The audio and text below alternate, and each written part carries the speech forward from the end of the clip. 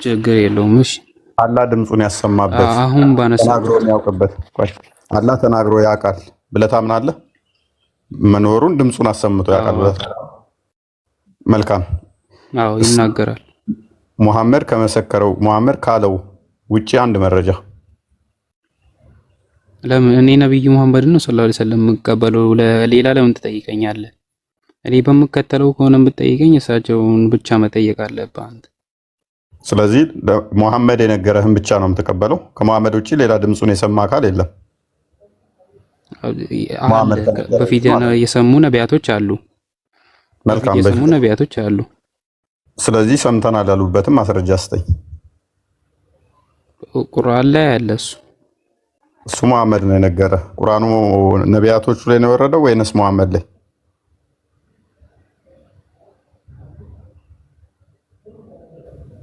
የትኛውንም ነብይ ሰምተዋል ካልከኝ ማስረጃ ስጠኝ ብቻ።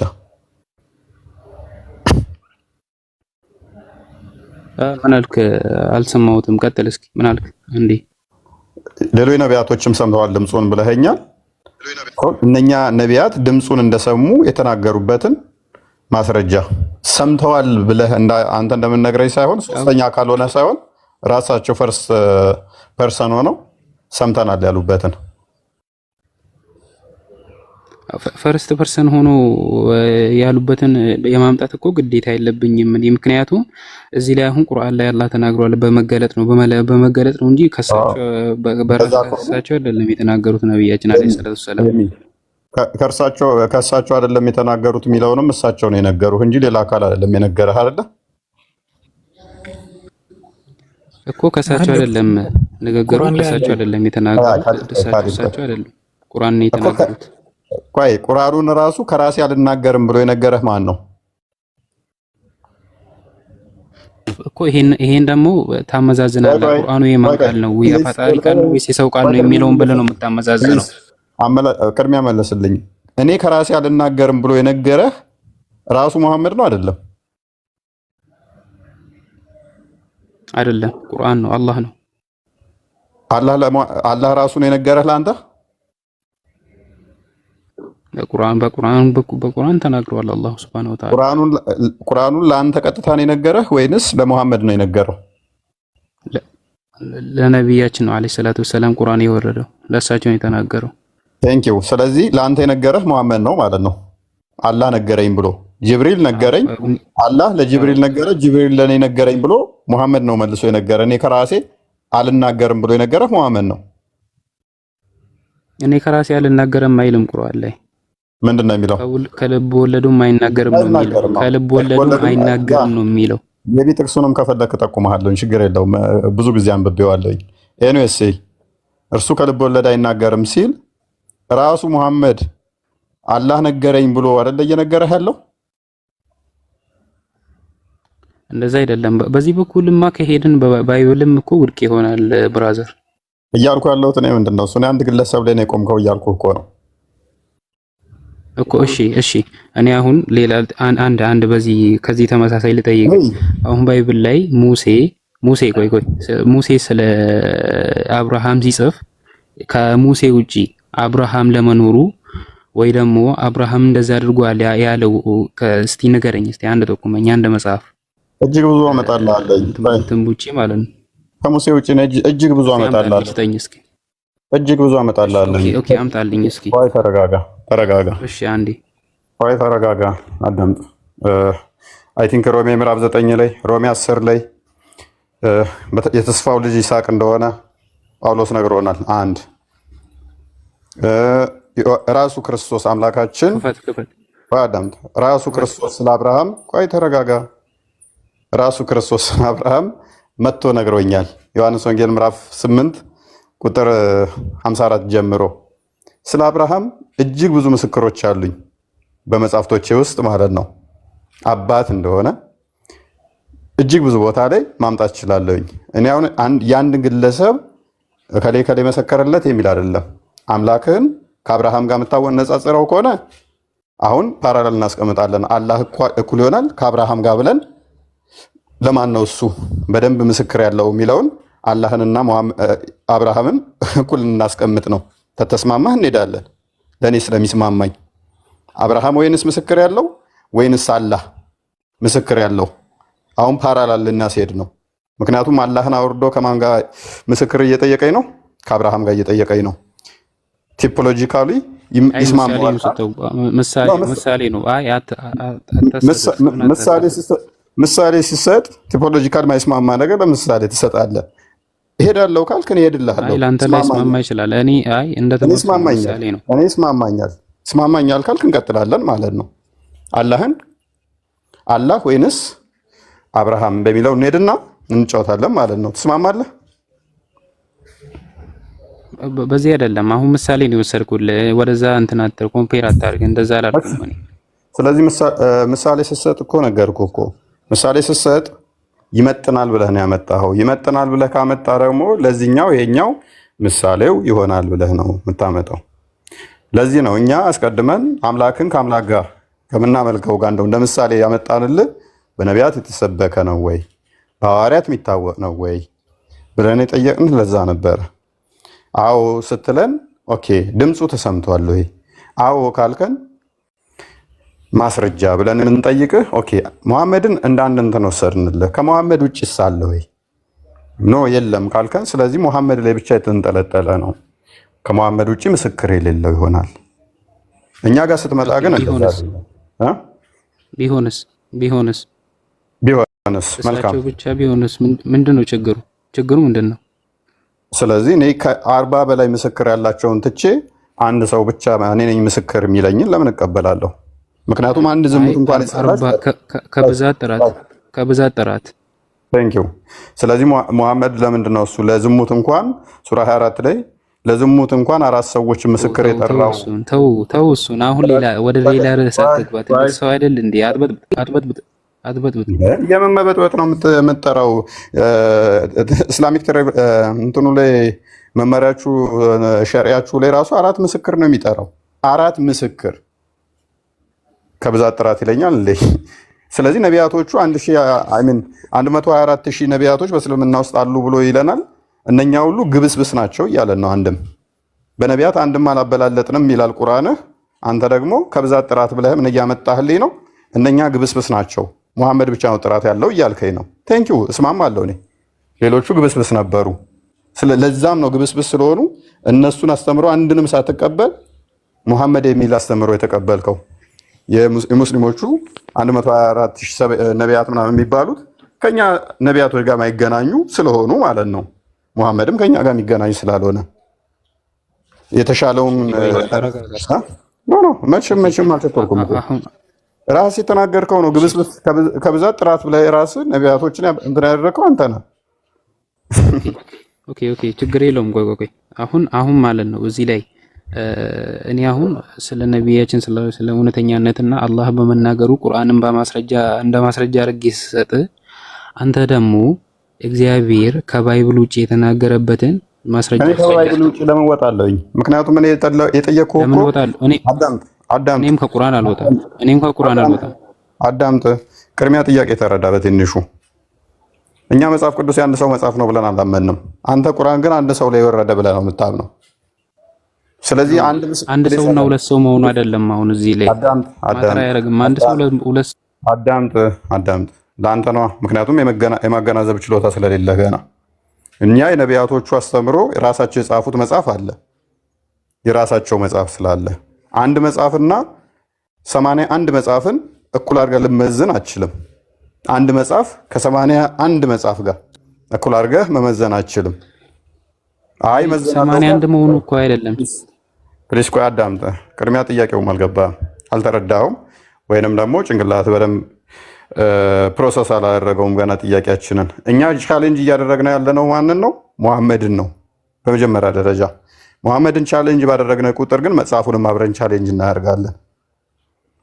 ኦኬ ሙሐመድ ካመጣው ከተናገረው ውጪ አንድ ማስረጃ ብለን ስንል ከሙሐመድ ውጪ ለምሳሌ ከሌ የሚባለው ነቢይ ይኸው ለሱ እንደተገለጠለት የተናገረበትን አምጣ። ሌላ ነቢይም እንደዚህ ድምፁን የሰማበትን አምጣ። እኛ ግን ያንን ማምጣት እንችላለን ወይ? አብሶሉትሊ ማምጣት እንችላለን። ስለ ሙሴ ማቴዎስ አይደለም የሚነግረን። ማቴዎስ የነገረንን አለ የምናመጣው። ስለ ሙሴ የምናመጣው ማን ነው? ሙሴ በዘመኑ ይሄው ተገልጦልኛል ብሎ ከጻፈው መጽሐፍ ነው እናመጣው። ራሱ ከጻፈው ማለት ነው። እሺ ለሙሴ ለመገለጡ ምንድነው ማስረጃው? ኦኬ ስለዚህ ለአላህ የለህም ማለት ነው። ሙሴ ለመገለጡ እኔ ከሙሴ መጽሐፍ ውስጥ አምጥቼ አሳያለሁ። አንተ አሁን ሙሴ ለመጽሐፉ ማስረጃው ምንድነው? ሙሴ ለመጽሐፉ ማስረጃው ምንድነው? ነብይህ ማስረጃ ይሆነኛል።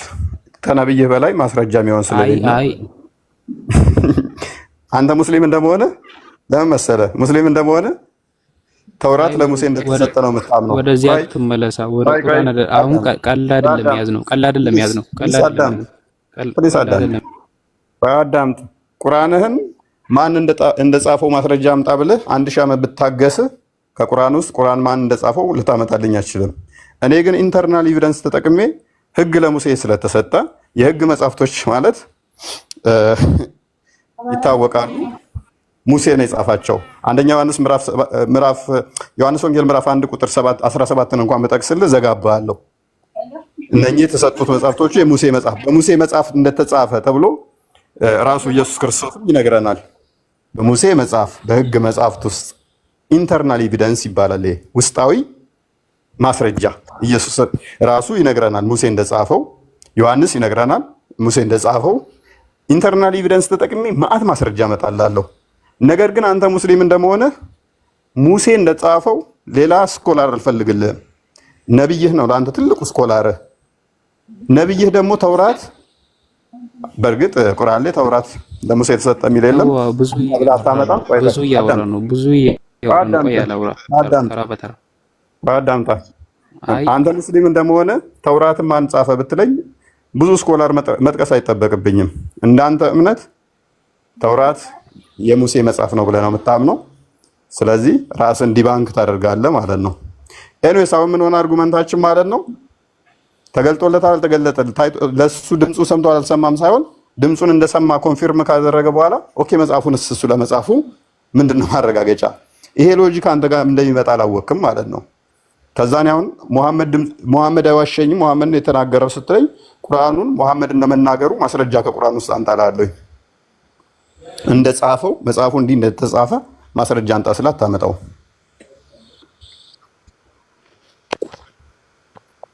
ስለዚህ ልብ በሉ ስላላህ የተናገረው ከሙሐመድ ውጪ ማንንም የለም ማለት ነው። አሁን ሙሴ አምስቱ የመጽሐፍ ህግ ለመጽሐፉ ምንድነው ማስረጃው? ማስረጃው ምንድነው?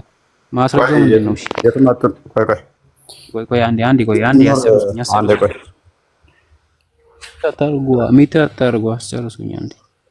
ወዳጃችን አሁን ጥያቄያችን ምን ላይ ነበረ? ጥያቄያችን ምንድነው?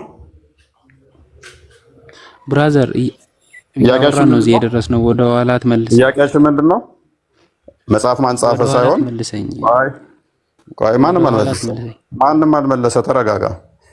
ይሄን መጽሐፍ ማን ጻፈ ሳይሆን ለምን መሰለ 114 ምዕራፍ አለ። 1000 ዓመት እታገሳለሁ። ቁርአንን ማን እንደጻፈ ከቁርአን ውስጥ አምጣ ብለህ ሰማይ ወርደህ ምድር ላይ ብፈርጥ እንደምቧይ የቁርአን ጻፊ ማን እንደሆነ አይታወቅም። ሴጣን ይጻፈው ሱረቱ 72 ላይ የጋኔኖች ምዕራፍ ይላል። ጋኔኖቹ ይጻፉት። ሁለተኛው ምዕራፍ በቀራ ይላል። የላሞች ምዕራፍ ማለት ነው። ላሞች ይጻፉት። ሱረቱ አናም ይላል። እንስሳቶች ይጻፉት። ስድስተኛው ሱረቱ አራፍ የትኛው የመጎዳዳት ምዕራፍ ይላል። ተጎዳጂ ሰዎች ይጻፉት። አንድ ማስረጃ ልታመጣልኝ አትችልም። እኔ ቁርአንን ማንጻፈ መጽሐፍ ቅዱስ ማንጻፈ እዛ ውስጥ አሁን አንገባም። ምክንያቱም አንተ ጋር ስለማዋጣ እኔ ኢንተርናል ኤቪደንስ ተጠቅሜ ማሳየት ስለምችል።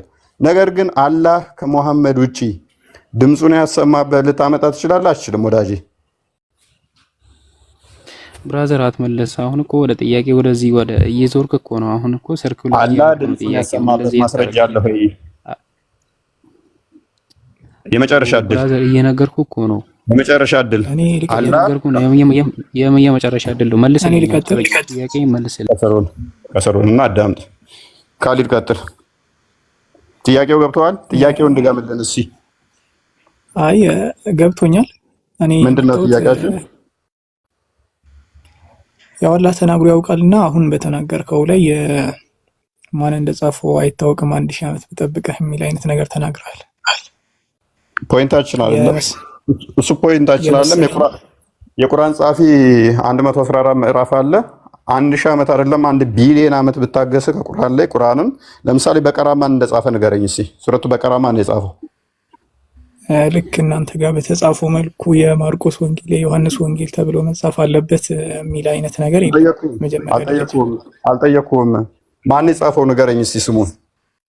በቀራ የሚባለው ቆይ ሱረቱ በቀራ ብሎ ሱረቱ በቀራ የሚለውን የቁርአን ክፍል ማን የጻፈው? የመጀመሪያ የጻፈው ማን ነው? እኮ ቅድም ጠይቀኝ ልመልስልህ እስኪ። ቁርአን በመጀመሪያ የወረደው ሙፈሰል ሆኖ ነው። አዳምጠኝና ከዛ መልስ ሰጠኛለሁ። እንዴ ወረደ ብዬ አልጠየኩም። ውይይት ስለሆነ አዳምጠኝ። ያልጠየኩህ ለምን ትመልሳለህ? ማን ጻፈው ነው ያልኩህ። ማን ጻፈው ነው ያልኩህ። ማን ጻፈው ነው ጥያቄ እኮ ልነግርህ እኮ ነው። ተረጋጋ እንጂ ማን ጻፈው ሲጀምር ምዕራፍ ብቻ ጥቀስ። ክርስቲያን ክፈትለት። የኛው ቶፒክ ካዋጣችሁ ሽፍት እናድርገው። እሺ የሙሴ መጽሐፍ ማን ጻፈው? ቁርአን ማን ጻፈው? የሚያዋጣ ከሆነ አውል ቤሪዩ በደቂቃ ውስጥ ቀብረህና አልቅሰህ ትሄዳለህ። እኔ መጽሐፍ ቅዱስን ተጠቅሜ ኢንተርናል ኤቪደንስ ተጠቅሜ ያሳያለሁ። ቁርአንህን ተጠቀምና ፈትያን አድርግለት። ትንሿን ሱረቱ ፈትያን የጻፈና ለእናንተ ያስተላለፈላችሁ ማን እንደሆነ አሳየኝ። ስሙን ንገረኝ እስኪ። እቺን የቁርአን ምዕራፍ ማን የጻፈው? የመጀመሪያውን የጻፈው ሆነ ከፍ ብሏል በጣም እፎይ። ቀጥል። ማስረጃ ረጋ በልና አዳምጠኝ እስኪ ቅድሚያ። ቀጥል። ማስረጃ ጥቀስ። እከሌ የሚባል ሰውዬ ጥቅሱ እዚህ ቦታ በልና የቁርአን ክፍል ጥቀስ። እኔ በእንደዚህ አይነት መልኩ ማውራት አልወድም። ቅድሚያ ከመግባቴ በፊት ማለት ነው። ማይክ ያዝ በቃ። ጀምስ ተመለስ። ማስረጃ ያላችሁ ተረት ማታወሩ። አይኔ ጥያቄን ለምን አታዳምጠኝም? ቅድሚያ ጥያቄን አዳምጠኝ እስኪ። ቁርአን ከዛ ብሎ እንደዚህ ብሎ እንደዚህ ተረት እንደዚህ መጥቶ እንደዛ ተፈልጦ ተረት ጻፊያንን ቻሌንጅ ልታደርገኝ ሞከርክ አይደለ? መጽሐፍ ቅዱስን ጻፊያንና ሰው ደብል ስታንዳርድ 30 ሰከንድ አልተናገርኩም እኮ በስነ ስርዓት እኮ። ፈትያን ማን እንደጻፈው ብቻ ንገረን፣ ማስረጃውን ስጠን። ጥቅስ ጥቀስ። ቅድሚያ ኢንተርናል ኤቪደንስ ተጠቀምና አሳየን። ይኸውልህ ለእያንዳንዱ ሱራ አንዳንድ ጸሐፊ የለውም። ቁርአን ከጅብሪል አማካኝነት ለሙሐመድ ወርዷል። መጀመሪያ ይሄንን እናምናለን፣ ተቀበል። ከዛ በኋላ ደግሞ ስለዚህ ምን አለ ወዳጃችን፣ ቁርአን ጻፊያቸው እያንዳንዳቸው አይታወቁም። which is ሴጣን ይጻፈው። ሴጣን ይጻፈው። ቆይ ቁርአን እያንዳንዱ ሱራዎች ጻፊያቸው አይታወቁም። እናመሰግናለን። መረጃ ሊሰጥ ሲል ለምን ትፈራለህ? እኔ ብዙ ጊዜ ከውጭ ያያለሁ። ቆይ መረጃ በየቤተ ክርስቲያኑ ስለሚጣፍ ነው እንደሳቸው። ቆይ አሁን ይኸውልህ ቻሌንጅ የምናደርግህ እኮ አሁን ወደ ጅብሪል ልመጣ ነው። ከዛ ጅብሪልን ደግሞ የላከው አላህ ነው ትለኝ ነው። አላህ ወደ መጀመሪያ ቶፒካችን ቆይ ካሊድ ያንተ ቤት ነው። ህግህን ላክብር፣ ግን አንተ ማዳምጠኝ። ያላወቀው ምን መሰለህ? ይሄንኛውን ቶፒክ አይደለም እኔ አንተን ተረድቻለሁ። አንተ ገና ለገና መረጃ ላመጣ ስለሆነ ሪጀክት እያደረግህ ነው። ያው ከፍ እናድርገው። ክርስቲያን እና ዝቅ በላ አንተ ክፈትና ማስረጃውን አሳየን። ተረት ሳይሆን ማስረጃውን መክፈት አይጠበቅብኝም። እንዲሁ እነግርሃለሁ። ተረዳኛለህ? ተረት አንሰማም። እኔ ፎይ ነኝ። በመረጃ ነው ማምነው። ያውቃሉ ኦዲየንሶቼ፣ በመረጃ አምናለሁ። ምን ብሎናል? አሁን ቀጥል። መረጃ ክፈት። እባክህ ማስረጃ ክፈት እኮ። ተረጋጋና አላውራ። እኔ ቅድም እንዳልኩ ጭቅጭቅ ስለማልወድ ነው። ምንም ጭቅጭቅ አይደለም። ማስረጃ ነው የተጠየቀው። ማስረጃ ደግሞ ጭቅጭቅ አይደለም። ወዳጃችን ሜቢ ማታውቅ ከሆነ ማስረጃ መጠየቅ ይሄ የብልህነትና የአዋቂዎች ምልክት ነው። ተረት ማውራት ደግሞ የባልቴቶች ቡና ተፈልቶ የሚወራ ነው። ሰው ማስረጃ ክፈት። 114ቱን ሱራ ለእያንዳንዱ 114 ሰው ስጠኝ ነው አንተ የምትለኝ አይደል? አይ ዶንት ኖ ብቻ ሁለትም ሶስትም ሱራ ጽፈው ከሆነ ማስረጃውን ብቻ ይሄው ይሄንን የጻፈው ከሌ ነው የሚል ከቁርአን ላይ ማስረጃ ስጠኝ። ሲጀመር ቁርአንን ይኸውልህ ሰው አልጻፈውም። አንደኛ ይሄንን ተቀበል። ቴንክ ዩ። እኛ ቁርአንን ሰው ጽፏል አንልም። ስለዚህ አጋንንት ሴጣን ጽፎት ሊሆን ይችላል። እናመሰግናለን። ላሚቱ አጥፋው ሊሆን ይችላል።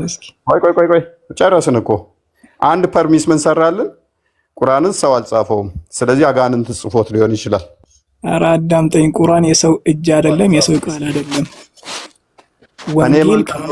ወንጌል ከአምላክ ዘንድ ወርዶ እነ ማርቆስ እና ዮሐንስ በራሳቸው አመለካከት ቀይረው ቢጽፉትም ቁርአን ግን ከነዚህ አይነት ካሊድ እኔ ማን ቃል ነው ብዬ አልጠየቅኩህም። ማን ጻፈው ብዬ ነው የጠየቅኩት። ሰዎች አይደሉም የጻፉት አለኝ። ስለዚህ አጋንንቶች ጽፈውት ሊሆን ይችላል። ሱራ 72ን ክፈትለት። የአጋንንቶች ምዕራፍ አለ። ለምሳሌ አጋንንቶች ያንን ምዕራፍ ጽፈውት ሊሆን ይችላል። ቅድም እንዳልኳችሁ የላሞች ምዕራፍ አለ። ላሞቹ ተሰባስበው ጽፈውት ሊሆን ይችላል። ማስረጃ ሰዎች ታልሆኑ ቁርአን ነው የጻፉት። እጃችን ላይ ወረቀቱን እንደዚህ ዘን እያየ ነው። ሰዎች አይደለም የጻፉት። የልጅ ወሬህን አቁም። ምናምን እንደ ልጅ አናውራ። አዋቂ ነህ፣ መንፈሳዊ ሰው ነህ አይደል? ክርስቲያን ክፈትለት። የልጅ ወሬ ላይ መሰለ። እኔ አይደለሁም ያልኩት ቁርአኑ ነው ያለ እኮ። አዳም ቅድሚያ አዳም። አሁን ለማዳመጥ ዝግጁ አሉንክ። የላሞች ምዕራፍ ማለት የልጅ ወሬ የሚያስብል ከሆነ በቀራ ማለት ምን ማለት ነው? አልበቀራ ማለት ምን ማለት ነው? ለምን ላም ተባለ ልትለኝ ነው? ለምን ላም ተባለ ልትለኝ ነው? አልወጣኝም።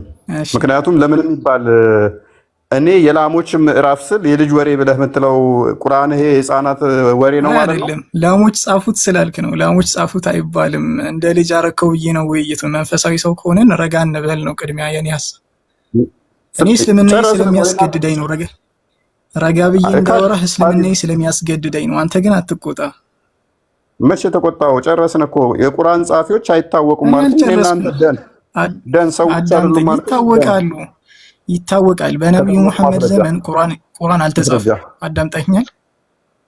በነብዩ ዘመን ቁርአን ተሸምድዷል። ከዛ በኋላ ሁለተኛው የመጀመሪያው ኸሊፋ አዳምጥ እስኪ። ይኸው ከፍ አደረኩ ነው ዝቅ ብዬ ማስረጃ አልተጻፈም አልኩህ እኮ። ምንም ማስረጃ ይጠበቃል። በነብዩ ጊዜ ቁርአኖች እንዳለ ተሸምድደዋል። ከዛ አልተጻፈም፣ ምንም አልተጻፈም የሚል ማስረጃ ዘመን አልተጻፈም። ሁለት የመጀመሪያው ኸሊፋ ከነብዩ ሞት በኋላ አቡበከር ሲጠቃ ማስረጃ ስጠኝ። አልተጻፈም። ማስረጃ ያስፈልገውም አልተጻፈም። ኦኬ ታንክ ዩ። አሁን ምን ነው ሰራው ፋላሲ? ቆይ አዳምጥ። ቀደም ብሎናል፣ ቁርአን በሰዎች አልተጻፈም ብሎናል። ልብ በሉ። ከአሁን በኋላ ከዚህ በኋላ የምትለው ነገር ሰዎች ጻፉት ካርከኛው። ለምንድን ነው የፈራው? ለምን እንዳወራ ፈራህ? እያጠራን እንድንሄድ ለምን እንዳወራ ፈራህ? ይሄን ብቻ ነገር እሺ፣ ልረዳ። ቀጥልሽ። ለምን ፈራለሁ እኮ? ካልፈራህ እንዳወራ ካልፈራህ አታቋርጠኛ።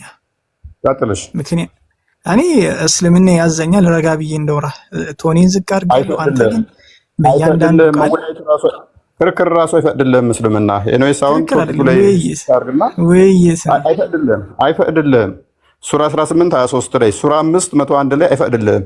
ሐዲስ ጋር ከገባን ደግሞ ዘወረስት ነው የሚሆንብህ። አሁን ይመስለኛል። ኦኬ ኖ ቤቢ ክርስቲያን ምድር የከፈትከው ትንሽ ተወኝና ክርስቲያን ይቅርታ፣ ከክርስቲያን ላውራ። ያ ቁርአን አልተጻፈም የሚለውን ቆይ ቅድሚያ መረጃውን ያምጣ። እሱ አልተጻፈም ስላለ የተጻፈ እሱንማ በቃ እሱንማ ይኸውልህ፣ በጣም እኮ ሀሳብ ገና ላወራ ስለ ሀሳብ እየቀማኝ 20 ጊዜ ይሆናል የተመላለስኩት እየጀመርኩ እያቆምኩ። ቀጥል። ማስረጃ የለህም። ከክርስቲያን ላውራ። አንተ ሚውት አድርግልኝ አንዴ። እሺ ቀጥል። ታደርግልኛለህ? እባክህ እንዳትገባ መሀል ላይ እኮ ስለተቅለሰለስክ መረጃ ይሆንም። እሺ መቅለስለስ መረጃ ይሆንም። እሺ ክርስቲያን ካንተ ላውራ። የመረጃውን ጉዳይ ይቅርና አንድ ጥያቄ ብቻ እንድጠይቅህ ፍቀድልኝ።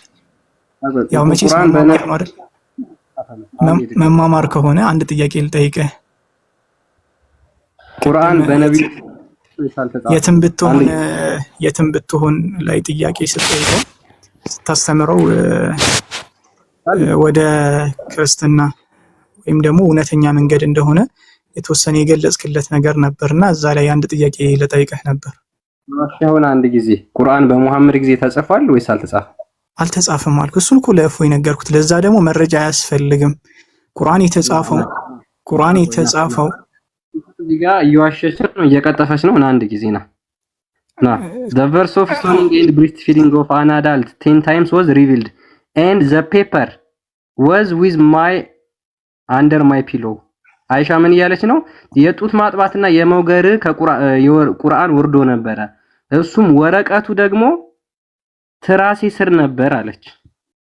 ኦኬ ምን ይሰነበት when the message died ሙሐመድ ሲሞት we were preoccupied with days ሙሐመድ ሲሞት በአሟሟቱ እጅግ ተጠምደን ነበር፣ ጊዜ አልነበረንም። እሺ ልመልስልህ፣ ችግር የለውም ልመልስልህ። ኤቲት ከዛ በኋላ ፍየሏ መጣችና በላ። አታስረዳኝ፣ አውቀዋለሁ፣ ሐዲሱን አውቀዋለሁ፣ አታስረዳኝ። ይሄ ተጽፎ ነው ተሸምድዶ፣ አንድ ጊዜ ተጽፎ ነው ተሸምድዶ፣ ተጽፎ ነው። ይኸውልህ መልሱን ልስጥህ። የቁርአን አጻጻፍ ለሁለት ይከፈላል። አሁን ባለበት በጥራዝ መልኩ ወደ 30 ተቀይሮ የተጻፈበት አጻጻፍና በተለያዩ ነገራቶች ተጽፎ የተቀመጠበት ሁኔታ ነበር።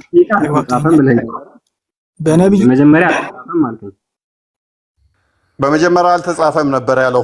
ይሄ የእስልምናን ዲሌማ ይውልን ባይዘው የቁርአን ጻፊ ክርስቲያን ሆኗል። ለምሳሌ ሳሂህ ቡኻሪ 36:17 ላይ ሆን ብዬ ነበር የጠየኩ ቅድም በቀራማ ነበር የጻፈው ያልኩት ሆን ብዬ ነበር፣ ሰዎች አልጻፉትም ብሎ ነበረ። ቡኻሪ 36:17ን ክፈተው። በቀራን ሲጽፍ የነበረ ሲያነብ የነበረ ለምሳሌ እንትን ቁርአንን ሲጽፍ የነበረ ክርስቲያን ሆኗል። ሙሐመድን ከጻፍኩለት ውጪ ምንም ያውቀው ነገር የለም ብሎ ወደ ክርስትና መጥቷል። ቁርአንን የጻፈለት እንኳን የፈለገውን ሐሳብ ክርስቲያን ነበር ማውራት የፈለኩት። እፎይ በጣም ስለምታቋርጠኝ ሳወራ ማስረጃ ምንም እያመጣ አይደለም እኮ። ተረት ተረት ደግሞ እኛ አንሰማም። እኛ በማስረጃ ምናምን ነው። ይሄ ተረት ተረት ላይ መስጊድ ላይ ብቻ የሚሰራው። ክርስቲያኖች ፊት ሲቀርቡ ማስረጃ ቤታችሁ እንደምንቀጥፉት እኛ ጋር ደግሞ እንዳቀጥፉ፣ ቤታችሁ አረብኛ እንደምትደበቁት እኛ ጋር እንዳትደበቁ፣ ቤታችሁ ተረት ተረት እንደምታወሩ እኛ ጋር ተረት ተረት አታውሩ። ማስረጃ እዚህ ጋር ምን ይላል? የቁርአን አጻጻፍ ለሁለት ይከፈላል ብያለሁ። አዳምጥ። ሰዎች አልጻፉትም ብለህ ነው እንትን ያልከው። There was a Christian who impressed Islam and I read እዚህ በጥራዝ መልኩ መጻፍና አዳምጥ እስኪ። በቃ ከታችሁን አንደኛ ቶፒኩን በጣም ነው ሽፍት ያደረከው። ሁለተኛ ደግሞ ምንም የምታውቀው ነገር የለም። and he used to write for the prophet ምን ያደርግ ነበር ይላል? he used to write for the prophet ለነብዩ ይጽፍለት ነበር። ምንን? ቁርአንን። later on he returned to Christianity again and he used to say Muhammad knows nothing but what I have written for him በኋላ ምን ሆነ? ወደ ክርስትና ተመለሰ፣ ወደ ክርስትና መጣ። ከዛ ምን አለ? ሙሐመድ እኔ ቁርአንን ተጻፍኩለት ቁጪ ምንም ማያቅ ሰውዬ ነው ብሎ አለ። ለሙሐመድ መጽሐፍ ሲጽፍለት የነበረው ቁርአንን ሲጽፍለት የነበረው ሰውዬ ወደ ክርስትና መጣ። ታሪኩ ሰፊ ነው። መጨረሻ ላይ ይሞታል። ሞቶ ምድር ተፋችሁ እያለ ራሳቸው ቆፍረው እንዳወጡት ነው እንትን የሚለው። ኤኒዌይስ ወደ ቶፒካችን ባክ እናደርግ። ቶፒኩን ሽፍት አድርጎብናል። እሺ እፎይ ጥያቄና መልስ አለኝ። እሺ ቀጥል። ቁርአን ከሰማይ ነው የወረደው ለነብያችን ሙሐመድ ሰለላሁ ዐለይሂ ወሰለም አላህ አወረደላቸው። በምንዴ? በአረበኛ ብቻ። አዳምጠኝ የትም ይሄ እኮ እምነት ነው አውቃለሁ። አታዳምጥም እኮ። አዳምጥና ጥፋት ካለ ታርመኛለህ። አዳምጠኝ ልናገር። ቁርአን በአረበኛ ወረደላቸው። በአረበኛ ወረደ፣ ለኡመቱ እንዲዳረስ ተባለ። በአረበኛ ከሰጠ ከዛ በኋላ ምንድነው የእናንተ ክርስቲያን በምን ጻፈው? በእንግሊዘኛ ይፈልግ፣ በአረበኛ ይፈልግ፣ ተባዛ ነው። ሁለተኛ የእናንተ ጌታ ስንት ነው? ስንት ጌታ ነው የምታመልኩት? አንዴ ስንት ጌታ ነው የምታመልኩት? ጎንደር አለ፣ ጎጃም አለ፣ አፋር አለ፣ በየሀገሩ የእናንተ ጌታ ያለው። አሁን ምሳሌ አዳምጠኛ ልናገር፣ እድል ስጠኝ። እሺ ቀጥል። ስንት ጌታ ነው ያላችሁ እናንተ? እሺ እኛ አንድ አላህ ብቻ ነው የምናመልከው። አዳምጠኝ። አንድ ጌታ ብቻ ነው የምናመልከው እኛ። አሁን እናንተ ስንት ጌታ ነው የምታመልኩት? አሁን ምሳሌ ማይካዝ ማይክ ለምን ይዛል? ምን ያደርግልኛል? አዳምጣ እኮ ማይካዝና አዳምጣ። ጥያቄ ጠየቀን። እሺ ማይካዝና ጥያቄ ታዳምጣለህ ማለት ነው። ወንድማችን ምንድነው እሱ ስንት ጌታ አለ ለሚለው ኤፌሶን ምዕራፍ 4 ቁጥር 5 ላይ አንድ ጌታ፣ አንዲት ሃይማኖት፣ አንዲት ጥምቀት ይላል። ጌታችን አንድ ነው። አንድ ጌታ ነው ያለን። ብዙ ጌቶች የሉም። አንድ ጌታ አለ። አንድ ጌታ ነው ያለው። የጌቶች ጌታ፣ የነገስታት ንጉስ፣ የአማልክት አምላክ አንድ የምናመልከው ጌታ አለ። ሰው ስንት ነው?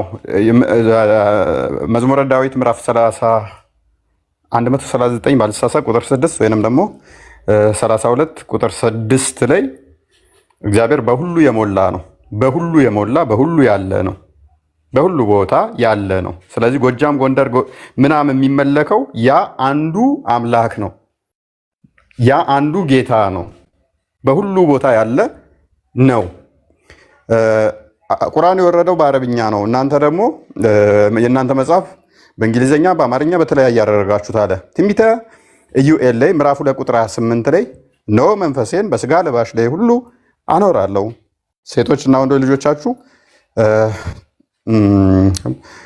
ትንቢት እንደሚናገሩ ራእይ እንደሚያዩ ይናገራል። ይሄ መንፈስ በክርስቶስ ባረገ በአርባኛው ላይ በሐዋርያት ሥራ ምዕራፍ 2 ቁጥር አይ ቲንክ 4 ወይንም 6 አካባቢ ላይ ካያችሁ በበዓለ 50 ላይ ሐዋርያቶች በተሰበሰቡበት ላይ እግዚአብሔር መንፈሱ በሐዋርያቶቹ ላይ ባረፈ ሰዓት በተለያየ ቋንቋ ልሳን መናገር ቻሉ። በተለያየ ቋንቋ ልሳን ተናገሩ፣ መንፈስ ቅዱስ በእነሱ ላይ ሲያርፍ። ከዛ ክርስቶስ አስቀድሞ በማቴዎስ ወንጌል ምዕራፍ 28 ቁጥር 19 እስከ 20 ላይ ምን ብሏቸው ነበረ? ወንጌል ለዓለም ስበኩ ብሏቸው ነበረ። ሂዱ ወደ በአብ በወልድ መንፈስ ቅዱስ ስም እያጠመቃችሁ አሕዛብን ደቀ መዛሙርት ያድርጓቸው፣ እኔም እስከ ዓለም ፍጻሜ ድረስ ከናንተ ጋር ነኝ። ከናንተ ጋር ሲል በሁሉ ቦታ የሞላ በሁሉ ጋር ያለ፣ እነሱም ወደ ዓለም አሕዛብን ለማስተማር እንዲሄዱ አዘዛቸው ማለት ነው። ቋንቋ፣ ስለዚህ የተለያየ ቋንቋ እንዲናገሩ ምን ሰጣቸው ማለት ነው? ስልጣንን ሰጣቸው። ስለዚህ በሁሉ ቋንቋ ወንጌል ለፍጥረት መሰበክ ግድ ይለዋልና። ምክንያቱም ትንቢተ ኢሳይያስ ምዕራፍ 49 ቁጥር 6 ላይ መድኃኒት ክርስቶስ ለዓለም ሁሉ እንደሚሆን ለአሕዛብ ሁሉ እንደሚሆን ትንቢት ተነግሮ ነበረ። ይህም መድኃኒት ደግሞ ክርስቶስ ኢየሱስ ማለት ነው። ማቴዎስ ወንጌል ምዕራፍ 2 ሉቃስ ወንጌል ምዕራፍ 1 ላይ ክርስቶስ ተወልዶ በስጋ መድኃኒት እንደሆነ ተሰብኳል፣ ተረጋግጧልም ማለት ነው። ስለዚህ ይህንን አድርጎታል። ስለዚህ ኃይልን በኢየሩሳሌም ከተቀበሉ በኋላ እስከ ምድር ዳርቻ ሁሉ ምስክሮች እንዲሆኑ በሐዋርያት ሥራ ምዕራፍ 1 ላይ ቁጥር 8 ላይ ክርስቶስ ነግሯቸዋል። እስከ የት ድረስ አልኩህ? እስከ ዓለም ዳርቻ። እስከ ዓለም ዳርቻ ስትሄድ ደግሞ የተለያየ ቋንቋ የሚናገሩ አሉና በዛ ቋንቋ ሊሰበኩ ሊያስተምሩ ይገባቸዋልና በተለያየ ቋንቋ መማር ግድ ይላቸዋል። የግዴታ አረብኛ ብቻ የሚል እኛ ጋር አይሰራም።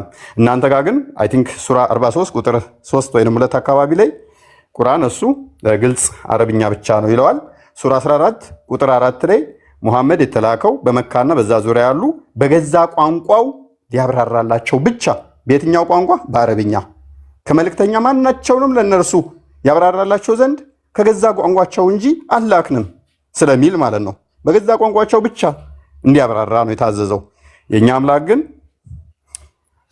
አረብኛ ላይ ብቻ ሳይሆን የሚሰማው ማንኛውንም ቋንቋ መናገር ይችላልና አምላካችን በየትኛውም ቋንቋ ብንጸልይ፣ ብናመሰግነው፣ ብንማር አይከለክለንምና እኛ በየትኛውም ቋንቋ ይረዳናል። የእናንተ ግን ከአረብኛ ውጭ ከሆነ መስማት ስለማይችል በአረብኛ ቋንቋ ብቻ እንዲያብራራላችሁ ሱራ 14 ላይ ስለታዘዛችሁ ለዛ ነው ልዩነታችን። ለዚህ ነው ሱራ 43 ቁጥር 3 ላይ ስንትና የተከፈትከው እኛ ታውቁት ዘንድ አረብኛ ቁርአን ሲሆን በእርግጥ አወረድ ነው። 43 3ን ክፈትልኝ።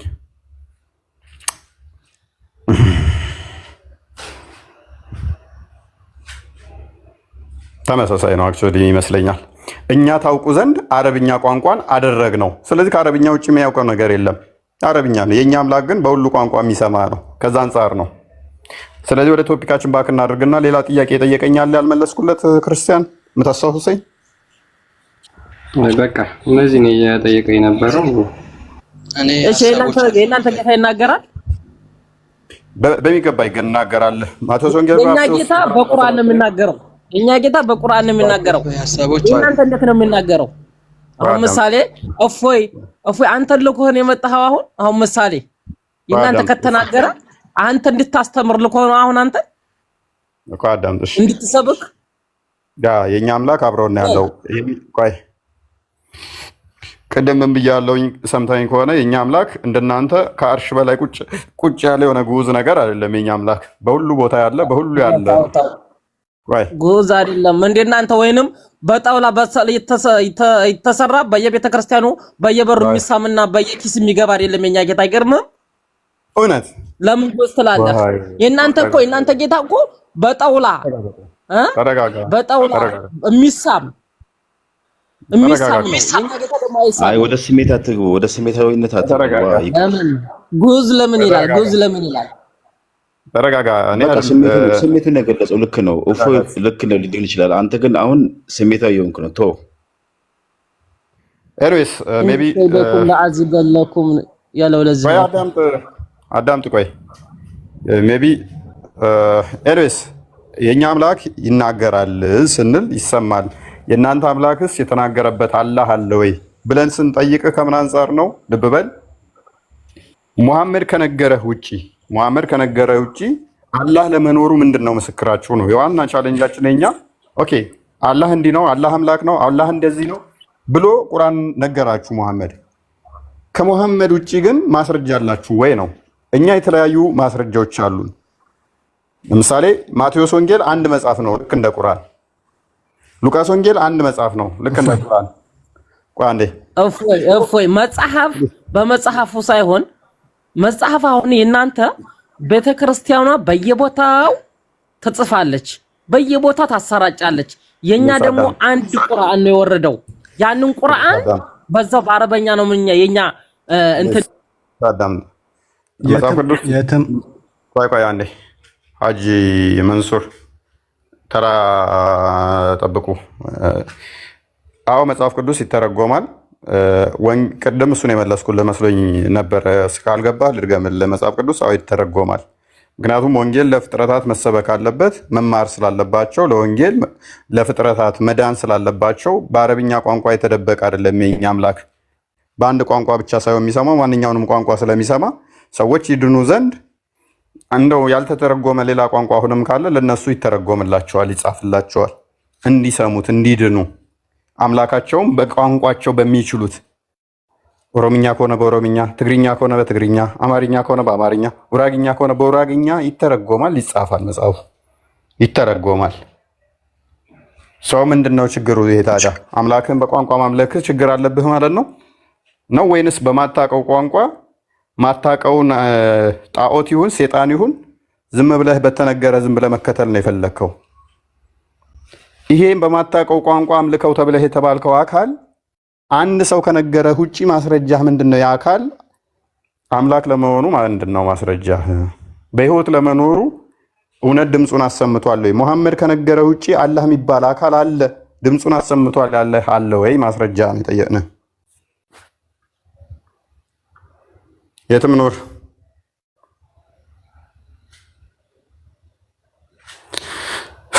የኛ ጌታ አላህ Subhanahu Wa Ta'ala ሁሉንም ቋንቋ የፈጠረ ጌታ ነው። ገብቶሃል?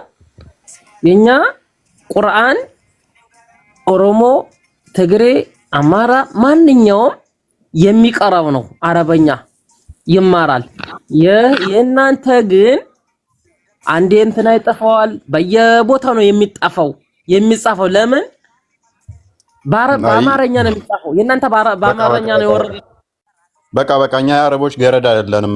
በቋንቋችን አዎ ተጽፎ እናነባለን። በሚገባን ቋንቋ እንማራለን። በማይገባን ቋንቋ ግዴታ እንገደድም። እኛ በማናውቀው ቋንቋ ሸምድደን ከዛ ወዲያ እሱን እንሸመድዳለን። ምን እንደሆነ ትርጉሙን ሳናቅ እሱን በማነብነብ አንኖርም። ኤኒዌይስ ከድር ሙህዲን ሙሐመድ ነው።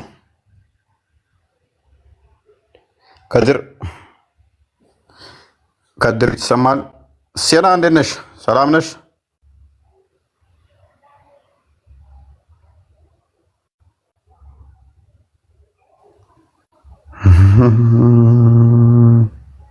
እሺ እፎይ ብሮ አመሻችሁ። ዋንዳ መጣ። እንኳን አብሮ ቆየን። ሰላም ነው? እግዚአብሔር ይመስገን። ጥያቄው ሜቢ ሰምተዋል መሰለኝ። ልገምልኝ እስቲ ለእንትን ያክል። ኦኬ አላህ ድምፁን አሰምቶ ያውቃል ወይ? ማለትም ሙሐመድ ከነገራችሁ ውጪ አላህ ለመኖሩ ድምፁን ያሰማበት አለ የምትልበት ማስረጃ ሙሐመድ ከነገራችሁ ውጪ ማቅረብ ትችላላችሁ ወይ? የለም። በቃ እሳቸው ከነገሩን ውጪ ሌላ የለም። ኦኬ ስለዚህ ሙሐመድ የነገረህን ብቻ ነው የምታምነው እንጂ ሙሐመድ ከነገረ ውጪ ማስረጃ ሊኖር አይችልም። ያ ማለት ሙሐመድን ታዲያ እንዴት አምነዋለሁ? ያው መሐመድን ማመን የምትችለውን በቁርአን ነው። እንግዲህ ራሱ መንፈሳዊ ንግግር አይደለ መቼም የጌታ ቃል ሲሆን ወማ አርሰልናከ ኢላ ረሕመተን ሊልዓለሚን ስላላቸው ለዓለማት እዝነት አድርገን የላክን ስላላቸው በዛ መልኩ የወረደውን እንዳለ መልእክት ሳያዛቡ አውርደውታል ማለት ለኛ አሳልፈዋል። ያን ደግሞ እንደማይዋሹ እንደማይቀጥፉም ደግሞ ራሱ መስክሮላቸዋል አላህ። ለዛ ነው ኦኬ አሁን የሰርኩላር እንትን ነው የሚሆነው። ምክንያቱም ለምሳሌ መልሼ በጠይቅህ እዛው ትመልስብኛለህ። አይዋሹም አልከኝ። አንደኛ አሁን ለአንተ መረጃ አድርገህ ያቀረብከው አንደኛ ለማዋሸታቸው፣ ሁለተኛ ደግሞ ለዓለማት እዝነት ሆነው መላካቸውን እንደ ማስረጃ አድርገህ አቀረብከው። ስቲል ይሄንን ራሱ ለዓለማት እዝነት ተደርጌ እንደተላከ የሚነግርህ ማን ነው? እሱ ለዓለማት እዝነት ሆኖ እንደተላከ የነገረ ሙሐመድን ራሱ ሙሐመድ ነው ወይንስ ሌላ አካል ነው? አይ ሌላ አካል አይደለም እንጂ አላህ በቁርአን በቁርአኑ አላህ የሳቸውን ስለሳቸው ነብይነት እያወራ እንዲሁም ደግሞ ማን የነቢያት ሁሉ መደምደሚያ አላህ ነገረኝ ብሎ ይሄንን የነገረ ለዓለማት እዝነት ሆኖ እንደተላከ ሙሐመድ የነገረህ ማን ነው? በቃል ደረጃ እንግዲህ ነገረኝ እኮ አይደለም እሳቸው የሚሉት አላህ ነው ስለሳቸው እየመሰከረ ያለው እኮ። አላህ እንደመሰከረላቸው አንተ ሰምተሃል? ሌላ ሰው ይሰማል ወይንስ ሙሐመድ ነው? አላህ ለጅብሪል ነገረው፣ ጅብሪል ለኔ ነገረኝ፣ እኔ ዓለም እዝነት ተደርጌ ተልኬያለሁ ብሎ የሚነግርህ ሙሐመድ ራሱ ነው አይደል? ሙሐመድ አይደለም። ኦኬ ማን ነው?